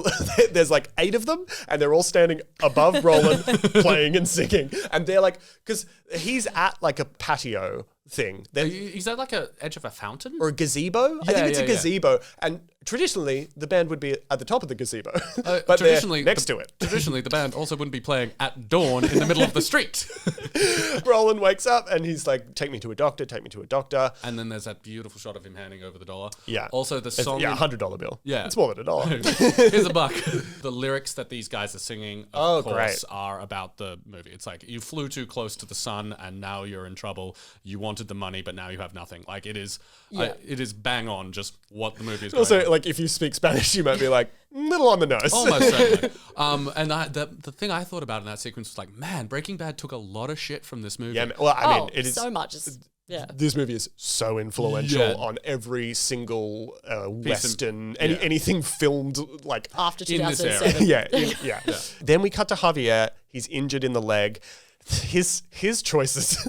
So he's like, I need to steal some pharmaceuticals. Great. That's so good. I love it. That's your goal. Like that's your mission. His decision is, what I'm going to do is blow up a car. And so he lights a thing on fire, basically Molotov cocktails a car, and then walks into the pharmacy while everyone's freaking out. Hey, it works. So, you know, you can't argue with results. Seems like that could have gone very badly. Like, it seems like for someone that's so precise all the time, seems like a wild choice. It does seem like that is the time that he's most like, this'll do. Also, Mike Saw's Pharmacy, real place from the Coen Brothers' hometown, and also the name of their production company, like Mike Saw's Productions, I think it is. Yeah, right. Yeah. There you go. So we see Javier Anton in a motel room. He's iodining his leg, and he injects himself so he can pick the bullets out. This is another moment of like process. Like you just see the very slow process of him injecting his leg, picking it out with using a mirror. So just quickly back to the car Molotov cocktail bit. I don't mind that because, yeah, it's sloppy for him, but it's like he's at his end of his tether. This sort of makes sense. He's fucking pissed off. This doesn't happen to this character. He doesn't get shot by someone who gets away with the money. Like the first time we've ever seen him actually challenged in the whole film. Yeah, and he's walking around with blood pooling in his boot. On that bit where he like pours the blood out of his shoe, I've got something from the costume designer where she was like, we wanted his boot to look like a weapon, like something that he could kill someone with. Jesus. Yeah, and you look at those, she was like, well, you want this tall, slanted heel, and we made it out of like alligator skin.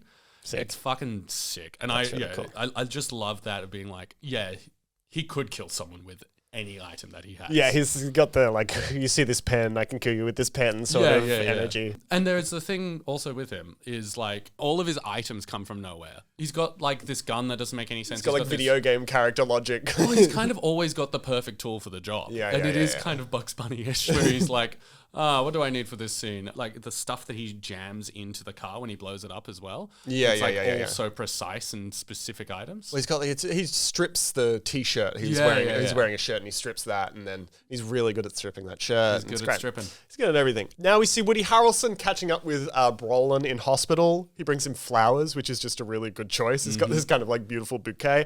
Woody warns Brolin that Chigurh is going to kill his wife, basically. And he's like, there is no way to stop him now that he doesn't think about this sort of like, me, you can pay off. Like, if it was me, you give me half the money or whatever, most of the money, we all leave and everything's fine. It's not how he works. Sorry. You either need to like go and like give him the money or give it to me. Give it to me and I'll sort it out. He says he's got a strange sense of fairness or ethics. Yeah. I think it is. Which is brought up later. He's like, I gave my word. You're like, this is not the right word to keep. Weird word. You're right. It's very anime. We haven't brought up, well, we will, because we'll get to the scene where Tommy Lee Jones talks about when he figures out what the weapon is. But how the bolt gun is like actually a humane way of killing people. It's pretty humane. Like, that's how they kill. That's how they try and, like, it's pain-free. People don't know what's going on. I looked it up. Done. Apparently, when you use it on an animal, it stuns them, which is weird. And then you kill them a different way. I think you stun them with that, and then you slit their throats. Oh, God. Tommy Lee Jones. Sorry, I just had to move on. We're all vegetarians now after this podcast. No, but I do wonder if that's like interesting kind of. I guess so. You could argue that he just views everyone as cattle. Yeah, that's another way of looking at it. Yeah. Because I know that Tommy Lee. Well, actually, when we get to that scene, we'll talk about it. Which is right now. Tommy Lee Jones is talking to Kelly McDonald. He's in a diner.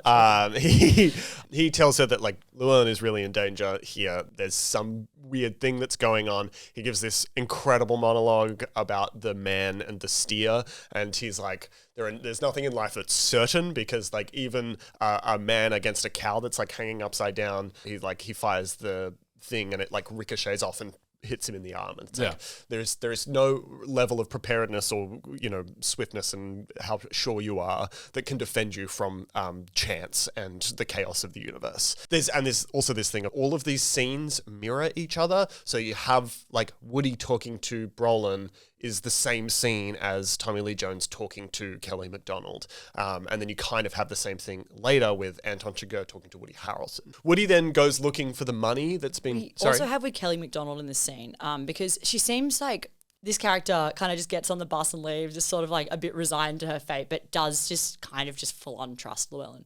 And you get that from this scene because she's just like, he will figure it out. And, we have seen nothing but competence from him so far, just that he's up against like an unstoppable evil force. Yeah. And it's kind of interesting to see her kind of be like, she's a bit like, oh man, I don't want to have to go, like kind of thing. And she's always just like, he'll figure it out. He always does. Like, and then Tommy Lee's like, no, like, maybe not on maybe this, not this this time. And it's kind of, it's interesting. Also in that Woody scene when he comes to the hospital and he talks about welding and he's like, anything you can weld, I can weld. And he's like, cast iron? Yeah, Woody has like Woody has like 3 pop quiz moments in this for no reason where he's like, pot metal?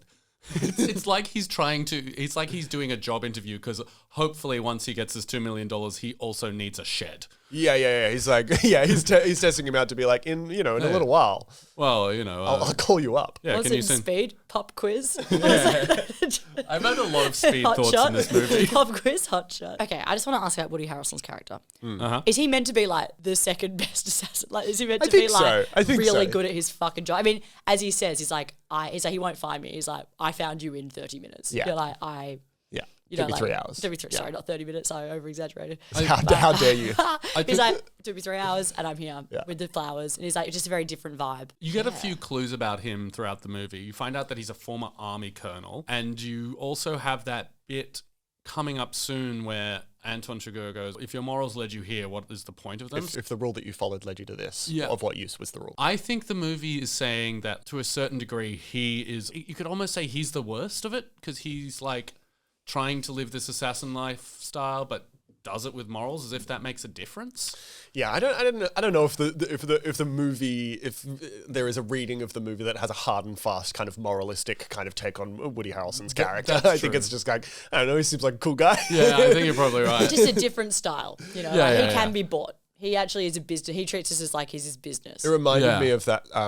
The incredible end of Michael Clayton when he's like, I'm not the person that you fuck with. I'm the person that you pay off. Like, why would you ever plant a bomb in my car, you idiot? I think Woody Harrelson is that kind of guy. It's like, I'm just a peddler, man. Like, give me a better deal, I'll take it. Yeah. Not to spoil Michael Clayton. The point of that scene is he's lying. That is true. No. The point that he's not lying. Anyway, we don't need to get into Michael Clayton. Well, we should. No. The reason he's saying that, like, he's not lying. He's saying, absolutely, I would have taken the money. But you chose to not give me the money and tried to kill me. No, but the point of that scene is he could have... Sorry, Michael Clayton's a good movie. He's in the process of extorting her. He didn't need to go to the FBI before doing that. He could have walked away with the money. But it doesn't mean what he's saying is a lie. You think that... But I think at that point in the movie, he's changed enough that he's not... Yeah. But the only reason he changed is because they tried to kill him. That's why he changed. You're right. Yeah. Okay, I see what you mean. And how does Beth Grant's role in Michael Clayton play into this conundrum? Actually, Beth Grant in Tilda Swinton's role would actually kind of crush it. I mean, part of that is part of that character is also same year, 2007. Really? Yeah, same year. Man, fucking 2007. 2007, great year. There will be- Sunshine, this, and Michael Clayton. There will be And blood. Sweetie blood. Todd and of course, Sweetie Todd. Centurions. Sweeney Todd. Centurions, good movie. the big three. Three in St. 2007. Trinians, Sweeney Todd, and No Country for Old Men. I mean, what a three bill. Blowing up the Scotland box office. Charlie saw all of them 158 times. Yeah, that's right. You were doing the Barbie Oppenheimer, but St. Trinians and No Country. It's good. It's good shit. Actually, that does sound good. Doing a double feature of No Country for Old Men and St. St. Trinians. Trinians is good. I like St. Trinians too, dude. I don't know why you're arguing with me. I don't know. I feel like it got a Is little. it better It's. than No Country for Old Men? Well, how about this? Is it better than Holes? Whew, I have to cover it again. We have to watch it again. We got to watch St. Trinians. Oh, there's so many people in Centurions we could do as well. Like Yeah. lots of random. Actually, a lot of famous people in Centurions. Though. That's the thing is like it's a lot of They famous all got- people very young. Yeah, it's Yeah. a star-making movie, Yeah. isn't it? Anyway, it's a real launching pad for the future stars. Michael Clayton and St. Trinians here on our Michael Clayton podcast. Woody finds the money that's been tossed from the bridge, walking back to the hotel, and then Anton's already found him. Why doesn't Woody pick it up then? That's the crazy thing for me. He looks at it, he smiles, and is like, I figured it out. I gotta go home. Yeah, I don't know. I think he's like, As good a hiding place as any. It's yeah, I it's- guess it's so obvious. It's so weird. Like he's like, he's probably walked across the Mexican border. He looks down. He's like, "Yep, I was right. It's right there." Good to have confirmed I am right. There is that little My thing. day he- is done. He like jumps up on the thing and he like does a little singing in the rain moment. Yeah. Where he's like on the light post. It's Does he cute. want to use it as leverage in case he runs into Sugar though? I think that's the point of that. Yeah. Like he wants to be like. Why does he leave it there? I think if he had it, he just assumed he'd be shot. Yeah, I but think he he could- knows he's in I hot also water. think maybe getting it in the middle of the day would be difficult, but then again, you do see Josh Brolin do that in Yeah. like a couple scenes. You could put it literally anywhere. You could put it in the middle. You could bury it. I think in the he's exact smart enough. same place. I think that this character doesn't want to have the money on his person. I think he wants to get paid it. He doesn't want to borrow this money that he knows has multiple parties looking for it, not just the most dangerous man ever. I think he doesn't want to have that money physically because he's been in this game long enough. He's going to get paid a certain rate. He's going to get paid from that money. He doesn't want to have it. I think that actually makes He sense calls to himself me. a day trader, which I really like. Yeah. I I'm think a that day makes sense trader. to me. However, he's like, okay. for such a smart fellow, he leaves the money there, walks home, and immediately gets shot. Yeah. Yeah, absolutely. Well, so I think then he was yes. gunning on Anton being more injured than... I think he lied on his resi and is a bit of a goofball. Because he comes in, he He's talks never a big done game, this he's before. like, I can kill Anton Sugar. He finds a suitcase, leaves it where it is, and gets shot in the chest. Yeah, perfect. Big day. Woody It Harrelson was lying a there, like, perfect day. At this point, I don't mission even think... complete. It's like Anton doesn't even really care about the money at this point. He's just hell. I mean, he does, but he's just hell bent on like Yeah, getting- it's not about the Not money about at the all fucking for money. him. He's- It's yeah. and he has that. I think it's in this monologue where Woody goes into the hotel room. Chigurh's already there. Chigurh loves to surprise someone by sitting in a chair. Bet you weren't expecting me to be so comfortable. And I love it. I love every second of it. And then Woody sits down and they have this conversation and Chigurh kind of explains it's like, I simply do not care about the money. The point of this is I was told to do something and so I'm going to do it and then someone stopped me from doing it and now I'm mad. Woody does this, an incredible performance from him in this sequence. He's so mad he's going to die and I think that's such a good choice. There's no, like, he's like scared, but it's not like, oh my God, I'm so scared I'm going to die. He's like, fuck, fucking shit. It's because Yeah, he's off it. He fucked up a bunch. He did a bad job. He was like, I will stay in the exact same hotel where Anton Chigurh shot a guy yesterday. Yeah. The last thing I could possibly expect is for him to come and shoot me. And then I wrote in this movie, like Anton kind of explains a bit of his philosophy, and I was like, I think Anton Chigurh's philosophy is really bad. I think he's not very smart or empathetic. I agree. I think he's also a bit of a dummy. He's just better at it. Brolin calls the hotel, trying to call Woody. Ends up talking to Chigurh. Brolin tries then to get back into America. He gets some clothes. The friendly retail guy that sold him shoes earlier, he like walks in and is like, the first question he asks is, how are the shoes going? And Brolin's like wearing a hospital gown and the boots that he sold. yeah. And he's like, good, they're really good. Now I need everything else. And the retail guy's like, no worries. That's just a really nice scene. We get Brolin calling Beth Grant again, and that's when we hear her in the other room, and she goes, "I got the big C." That's right. That is where it comes in. I combine those two scenes. Javier then comes and appears in town, murks Stephen Root within seconds, which is always sad. And then threatens another guy, has that great line, "That depends, do you see me?" He's like, "Are you going to kill me?" This poor assistant to Stephen Root. And then he's like, "That depends, do you see me?" And then it cuts out to this wide shot of just the two of them looking at each other, which I think is just like, it's kind of a joke cut, but it's really, really good. Good shit. Then we finally get Beth Grant time. She appears on screen, her hair in a huge little beehive thing. She's driving in the car, and then we immediately cut to, we see gangsters behind them, driving cartel members behind them. Do we have the time code? Well, I have her entering at 39 minutes and 31 seconds when we first hear her. Yeah, that's the phone call. I have a really unfortunate thing that I'm only realizing looking at my notes. Because she disappears so quickly, I don't have the Beth sit. Oh this my week. goodness. I'm so sorry. I was looking at my notes. That is disgusting. It's embarrassing. I promise I will have the Beth sit for next week. I mean, we should talk about Beth Grant now. It's a wonderful performance. It's wild. It's huge.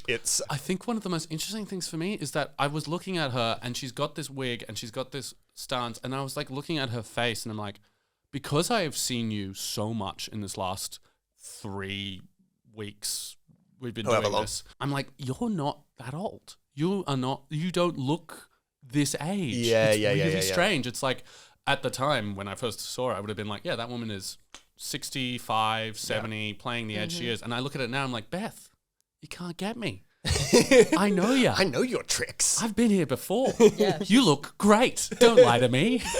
Carla Jean calls Tommy Lee Jones, tells him where Josh Brolin is going, which is El Paso, Texas. Then we see Anton Chigurh on the road. Friendly chicken farmer stops by, who tells him to go, if he wants to get on an airport, he should go to El Paso. This is another thing that I'm talking about, of like Chigurh immediately being like, what Brolin is going to do next is try and get out of the country, or at least get on a plane and get out of here to be as far away as possible. And so his next step is, well, I'm going to pretend I have a broken down car. I'm going to wait for someone to come by and rely on Southern hospitality and kill that person, steal their chicken ute.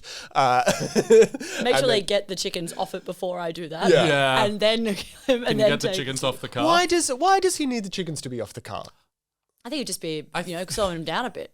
I don't think he likes mess. I think he'd find that messy. He does clean the back of the with all the feathers. Yeah, he hates that. I mean, he kills all those chickens. I think I think he just leaves them I think he leaves on the side of the street. I think you're 100% right, but my headcanon is he's afraid of them. He's afraid of chickens. It's because he shoots that bird earlier. That is true. There is that he scene doesn't where like birds. He doesn't like birds. They challenge his philosophy, and I don't know how. He keeps asking birds to flip a coin.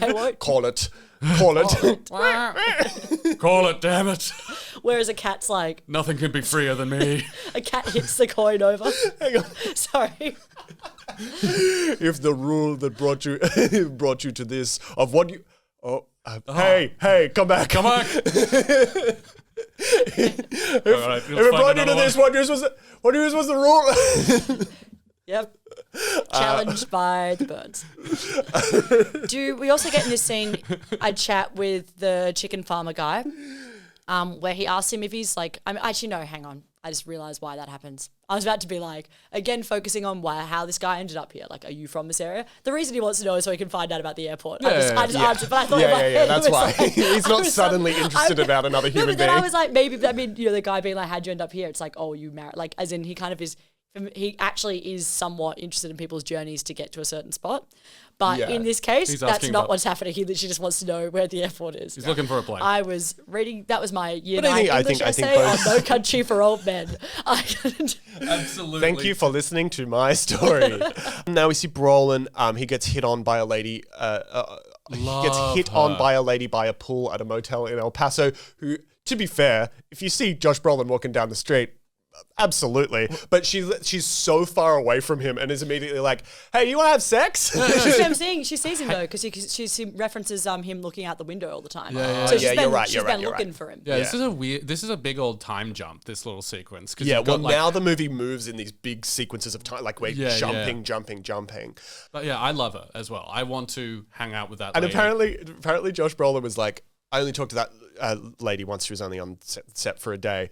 but he was really nervous talking. Like he was like, she kind of really like got me a little bit. Like, and you see him laugh in that scene. Yeah. And he's like, yeah, kind of real though. Like kind of was like I'm married, but And also her thing of like, Would that's go. fine. You, would go. you can stay married. I'll bring the pool, the beers out by the pool. Yeah. She just seems Yeah. like look. I know what obviously- happens after. I know what happens after a few beers. And she goes, the thing that happens after a few beers, more beer. beers. Yeah, she was cool as hell. Yeah, Yeah. she seems like a nice lady. Yeah, she is. The whole point of this movie, this sequence, is that you're sad to miss out on this sequence. But I honestly think that they could have just left the camera rolling just a little bit for me. A little bit. Well, apparently in the book, I'm not, and I have not checked this.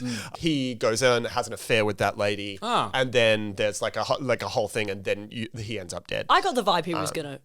From Yeah. that scene. You guys thought that? I like that you don't. Absolutely. You just thought they were gonna have beers. Yeah. No. I saw his reaction and his kind of like it's deliberately left ambiguous for a reason. I think because then you don't want to like make that judgment because you obviously got a lot of stuff with Kelly MacDonald after you've got to kind of believe in their marriage a little bit. But I also got the vibe that I'm not surprised that in the book that happens because I was like, this is up in the air. Yeah, you know? And the ambiguity of it, I think, is really nice in this. In the Coen Brothers version. Not for a moment did I think he was unfaithful. Really? Not for a second did it pass through my head. I thought they were just... the scene in my head is that they both sit by the pool and they're like, so, what are you watching? What's up? What are you watching? Yeah, like they're talking about... 1980 on the run. Yeah, they're like, oh yeah, The Fugitive has just come out, the first episode of the TV series. I don't know. I'm sorry? Do you like the Twilight Zone? Like, what is just what? I just was like, they're friends. I wanted to see them be friends. That's all that went through my brain. I'm so sorry. I also was like, in the scope of this film, the moral dilemma of having an affair is so low on the list that I'm kind of like, even if he had an affair, he still comes across as one of the most ethically strong characters. He also like shoots a dog within 5 minutes in this movie. It's not immoral to shoot a dog that's trying to kill you. That's true. I think, but I also hold on. I have an argument for my they're just friends theory. The book literally. But then they deliberately left ambiguous. So I think this is probably fair. I think it's important. Art is for us to interpret. It's not for us to be told what to do by the man. I think if he sleeps with her and then is immediately punished for it by dying, the movie's a worse movie. Because I think he is punished for his good act at the top, and there is no moralistic, you do something wrong, you die in this movie. If he stays faithful and he just hangs out by the pool and talks about TV and movies. Talks about the Fugitive TV show, which everyone's raving about. I think that actually didn't start to the 90s and I'm wrong. I also think that your point makes sense to this because in this timeline, his wife is literally about to turn up. Like she actually turns up pretty quickly, right? Well, it cuts again in time. We don't really know because the next thing we see is Tommy Lee Jones coming to that motel several nights later and Josh Brolin has already died.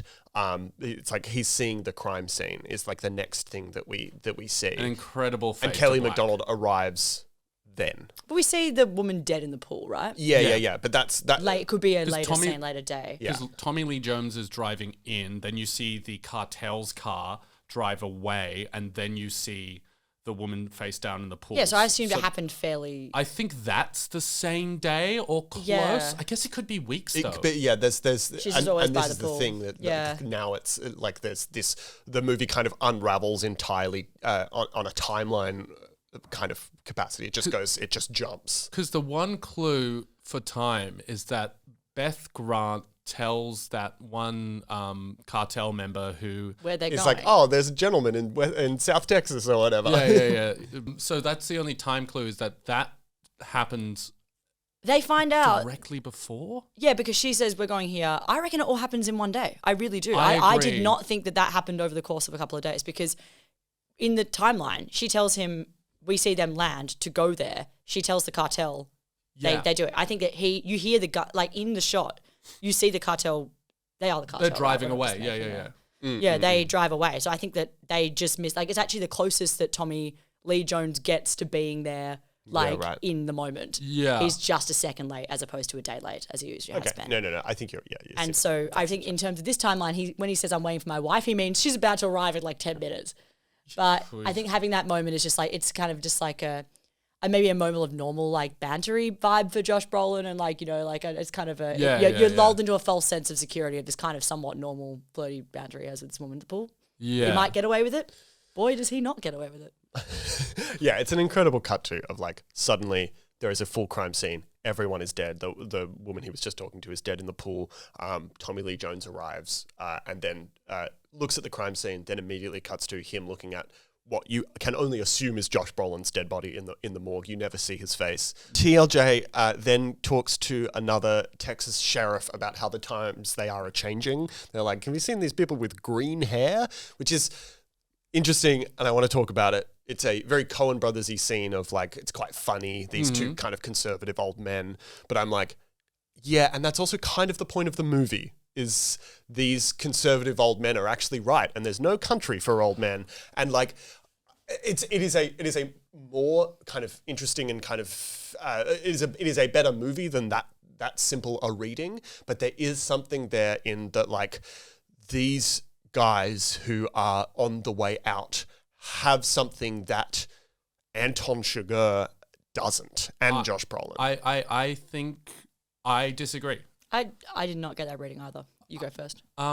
This is also something, like, I watched a lot of analyses of this, and the one that I really liked is more related directly to the dream and the conversation he has with his former boss, the sheriff, where the sheriff tells a story, and we're jumping ahead a little bit here, but it's important to sort of get the context of this take on the movie.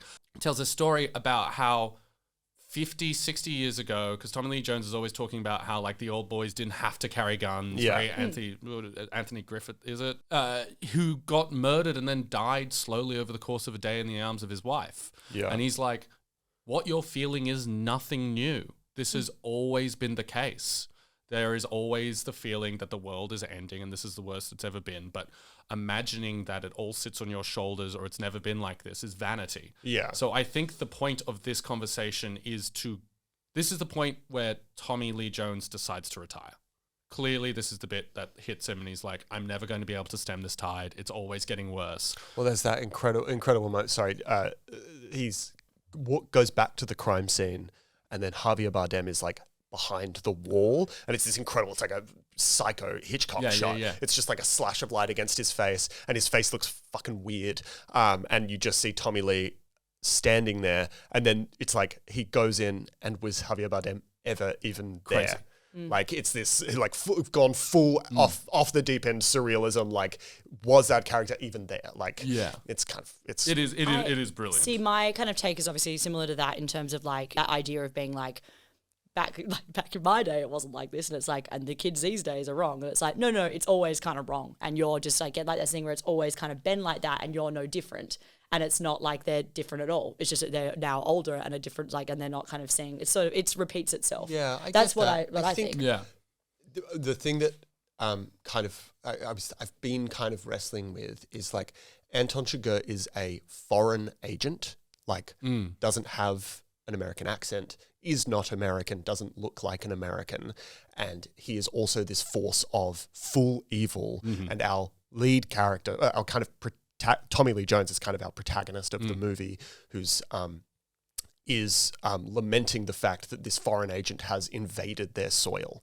And there's something in there that kind of gives me a little bit of the ick in terms of, like, I know that Chigurh, and also in the book, this is not the case because he's like, there is no description of where he's from. And he's supposed to be kind of a cowboy guy, I think. Yeah.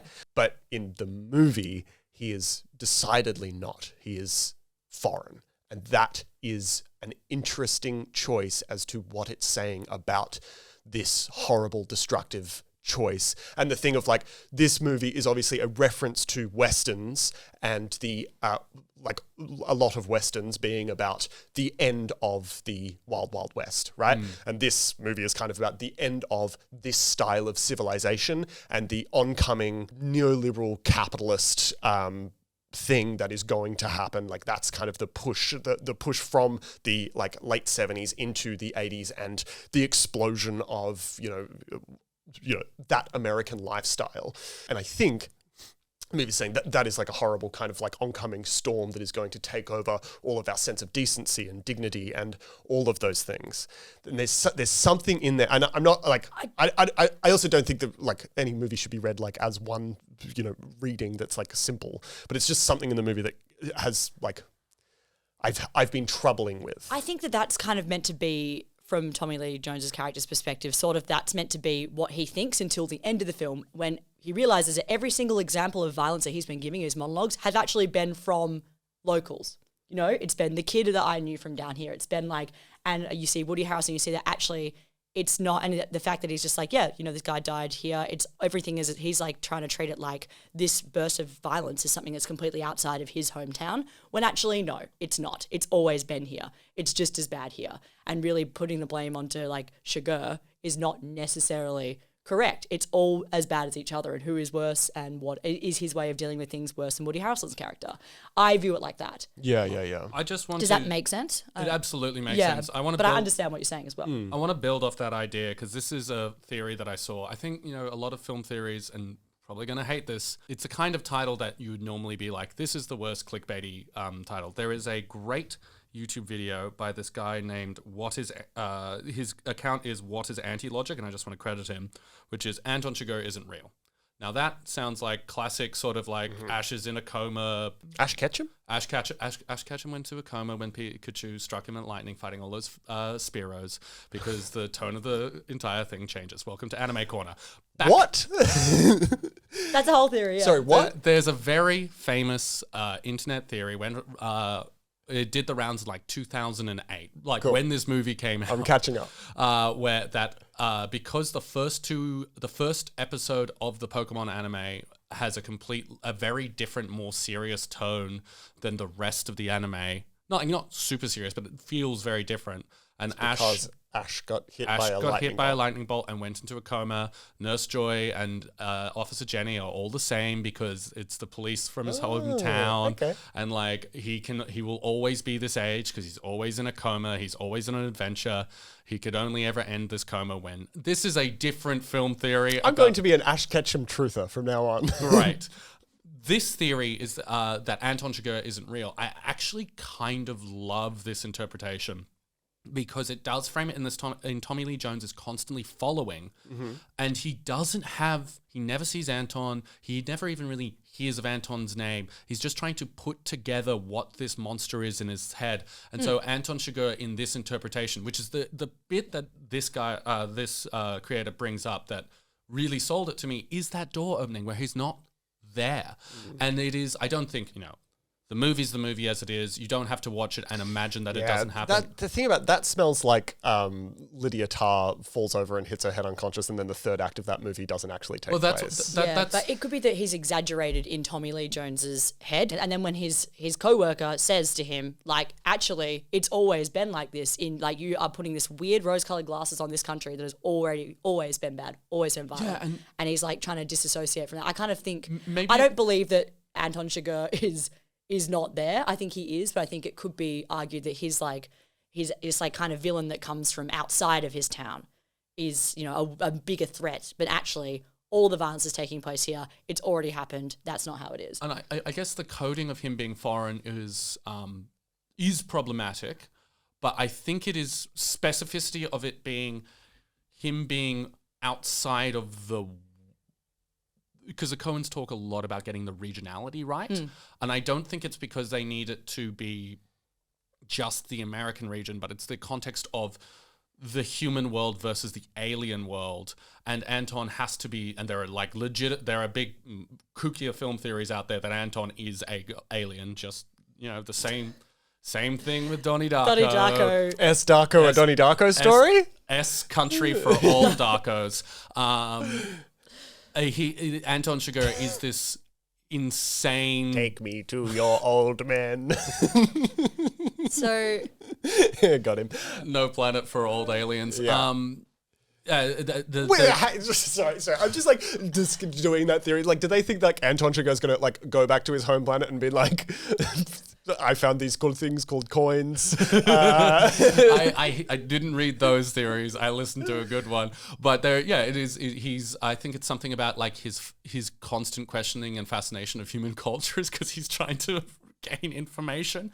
I'm not saying it's a good theory. It's Ash Ketchum is in a coma, but the idea of him being a inhuman embodiment of evil that exists more in Tommy Lee Jones's mind. The way that you represent that on screen is with this like Spanish man, tall Spanish man. It's like, I mean, I don't think there's any good way to do it, but it's like there is something there. There is an ickiness there, and I don't think it's purposeful. I think it's in like the subconscious of the film. Yeah, and I think it's like probably more Cormac McCarthy than it is the Coens. Well, it is also that I think that the question becomes, if you do like that interpretation of it, it is to some degree being extrapolated through the lens of Tommy Lee Jones. It kind of makes sense that this is a story. You know, it's the metatextual thing of like this is a Western story that's trying to imagine what the death of the Western is. This is what the death of the Western would look like to someone who lives in the world of a Western. What? And how does it change when Mark Strong plays that character? I think, oh mate, it's bloody great, isn't it? But I mean, Mark Strong buddy walks in. Hello. I absolutely see what you're saying, and I do agree there is a level of ickiness to that. But I do think that I think that is when they did cast and they kind of went with this vision. I think that you're not meant to be like, fuck, like Tommy Lee was right, the kids are wrong, and like anyone coming out of here is like, I think that genuinely it's kind of okay to represent characters who have problematic views like that, particularly in this context. So I'm not being like, I'm not like, oh, the movie thinks that Tommy Lee Jones is always right. Okay. I'm just saying there's something at the heart of this movie. There is an essential kind of like, and it's like, I think it's playing with it, but there is like this reactionary conservative kind of like, kind of old values. There's something your there. Father carries the father. Your father carries the even fire, that stuff. Even the dream you. is like, it's this very kind of old school way of thinking, and I think but he gets kind of shut down by his mate with the million cats. Again, cats. And you know the. Well, let's jump to that scene because we're pretty much there. We're pretty much the there. only thing. No, he goes there directly now. He talks to his old friend Ellis, played by Barry Corbin, absolute huge guy. They talk about dealing with violence and revenge, and he says, "It's not all waiting on you. That's vanity." It's a wonderful scene. It's wonderfully written, and you're right. He does say that your worry about this. Yeah, I mean that scene. That seems, I think tough for me to read because it's like he's saying like all of your worry about this is vanity, right? Of like you believing that everything changing is vanity, I guess. Yeah, which is good. Yeah, good movie. Good movie. Don't get me wrong. Yeah, I mean it is all in. Look, regardless of whether it is intentionally or subconsciously ick, I think it's at least in conversation with the ick. I think it is in conversation with its own ick. But I wonder where the line is drawn. Where it wants to what it thinks about its own ickiness. Beth Grant's character has unfortunately passed away. We cut to her funeral, R.I.P. Kelly MacDonald cries at the funeral. She comes back home. She finds Sugar in her house. He's sitting down on a chair. Shocking.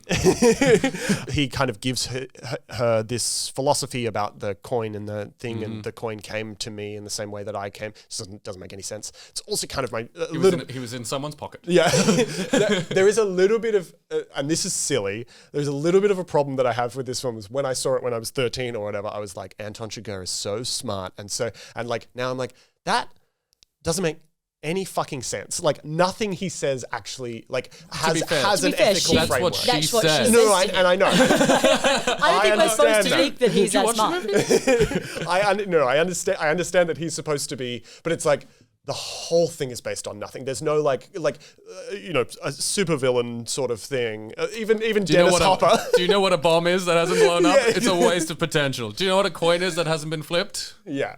And I think that's my problem with it. Is like the movie is so smart and that character is kind of shown to be very at least kind of capable. And then his whole thing is about as smart as Dennis Hopper's philosophy in Speed. It's like, yeah, me and the coin. And it's like, it's the Two-Face thing, obviously. It's the, like, different philosophies. But it's like, yeah, it's like a weird supervillain philosophy. Yeah. It's not... It doesn't feel, and it's also my thing about that thing where people say he's the most accurate version of a psychopath ever. I'm like, that doesn't mean anything. Yeah. Like that just fully doesn't mean any. That is, yeah. One of the things, and this is just a part of my experience with this movie that I probably should have talked about earlier, is like my mum saw this movie. She was a trained psychiatrist. She worked in prisons for a long time. She worked with a lot of psychopaths, and her take on this was like, he's not the best psychopath I've ever seen, because psychopaths generally enjoy themselves more.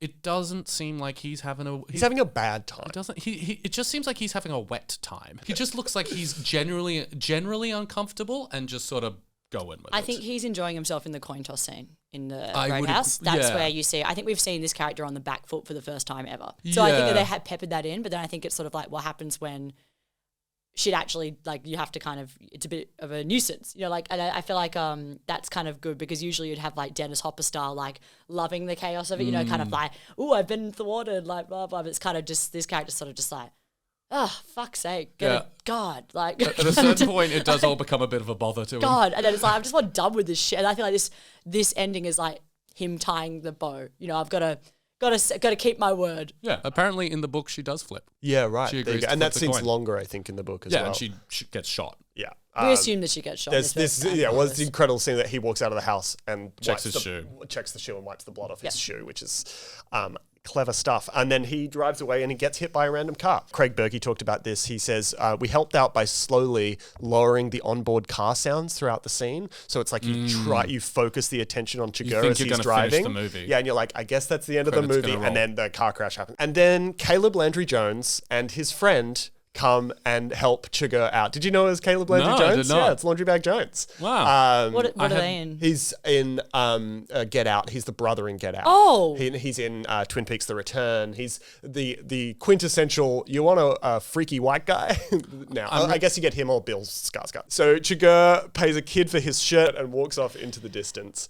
And then Tommy Lee Jones chats with his wife about the afterlife. And he talks about his father and a dream, and he saw his father in the distance, and then he knows that he's waiting for him. And then he says, and then I woke up, and then the film ends with a ticking clock sound. I think implying time is running out for these styles of people, these people that do good in the world. I somehow did not even notice the clock. Well, it's like, it's this ticking clock that ends the movie that, for me, says, and that's that this type of human, this type of person is now, their time is running out. There is no country for old men. And I'm like, okay. Could it not be that like his time's running out, but time continues going for everyone else? Could Sure. you read it that way? Could Because read I it that feel way. like it's sort of like if a clock keeps on ticking, a light goes off, the thing goes off, it's kind of like, again, it's just going to continue the same way. Like nothing will really change about humanity. Apparently a thing about Cormac McCarthy, I haven't read a single book of his, but I heard people talk about this, is that he tends to pick up the sort of thematic endings of previous books and then sort of Of like his previous books. And then go forward. interesting. So in The Road, apparently the son keeps on going, why do we keep going on? Why do we keep going on? And the dad goes, because we are the carriers of the fire. So Right. even if the point of this is time is running out, Cormac then went on to write a post-apocalyptic movie where there's still guys like this. Yeah. They just keep going. I don't think his point is that it's going to end. I think maybe that's where this book ends up. But if we were doing The Road tomorrow, then we could find out. But yeah, I think it is interesting, at least in the context of you're always running that fire ahead. I don't know. Yeah, and I want to be clear. My idea is not to like problematize this movie and be like, man, it's bad. I'm just like, there's something in this movie that makes me uncomfortable, and maybe that is a boon of the movie. Maybe that's good, but it's just something that I've kind of been thinking about a lot in the past couple of days. That's the end of the movie. That's the end of the movie. No Country for Old Men. 5 stars. Yeah. In general, though, is it better than Holes? Yes, this movie is better than Holes. Yeah, it's better than Holes. This movie movie is exceptional. Unfortunately, cannot win them all. Holes can't win them all. Has Holes won against any of Beth Grant's films that we've done? No.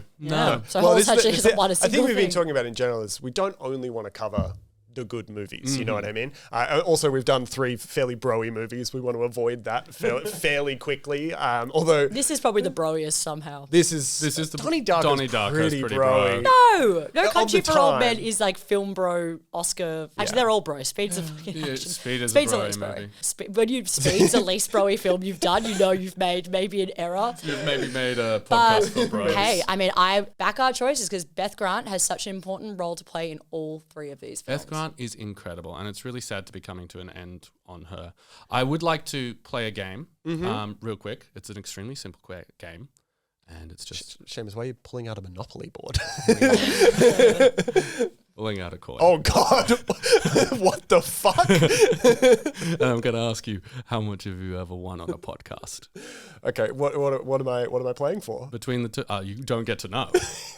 I need you to call it. Okay, wait, who calls it? Who would like to? I'll call it. You call it? Oh God! Fucking all right. All right. Okay, flip it. You call it? Oh yeah. It's going to be heads. Tails. What? If you can't see on the camera, you might want to show that to the camera. Seamus has pulled out a copy of the British Office. So I guess the answer to how much have you ever won on a coin toss is the first season of the British Office. It's the Christmas special. So Oh, it's a 1 episode. what happened here is I was going to go and buy a copy of No Country for Old Men from the local bookstore. That would make sense. It was going to make sense. And then I asked them if they had it, and it was out of stock. And I was like, oh, I'll just go to another bookstore. And then they had a different... Wait, why are you going to bookstores to buy DVDs? Well, no, because I was going to buy a copy of the book. Oh, I thought okay. that would be fun, to give us a book and a movie podcast. Can you However, imagine? at the bookstore, they had a different Cormac McCarthy book, which I almost bought. But then I saw they had just this random little shelf of shitty DVDs. And I saw that there was the Office in there. And we talked about Beth Grant having a wonderful episode on the American Office. American Office. And I saw that there, and I was like, this would be the perfect present. I honestly think my And it is. favorite. Congratulations, Charles. Wait, do I win? Yeah, You have win your this. yeah. Oh, This is I was yours gonna say, what forever. happened if No, it I was wasn't going to heads? keep it. Now, I did make a decision. You also spelled callback with a K. I thought it would. You spelled callback with a K. It is a signed copy. He died. I didn't know that when I signed it. That's why I had such a horror. I didn't mention it. Okay. Okay. Wow. I didn't know that. And I was not going to mention it until I was just going to try and get through this bit without us ever looking at the back of that DVD cover.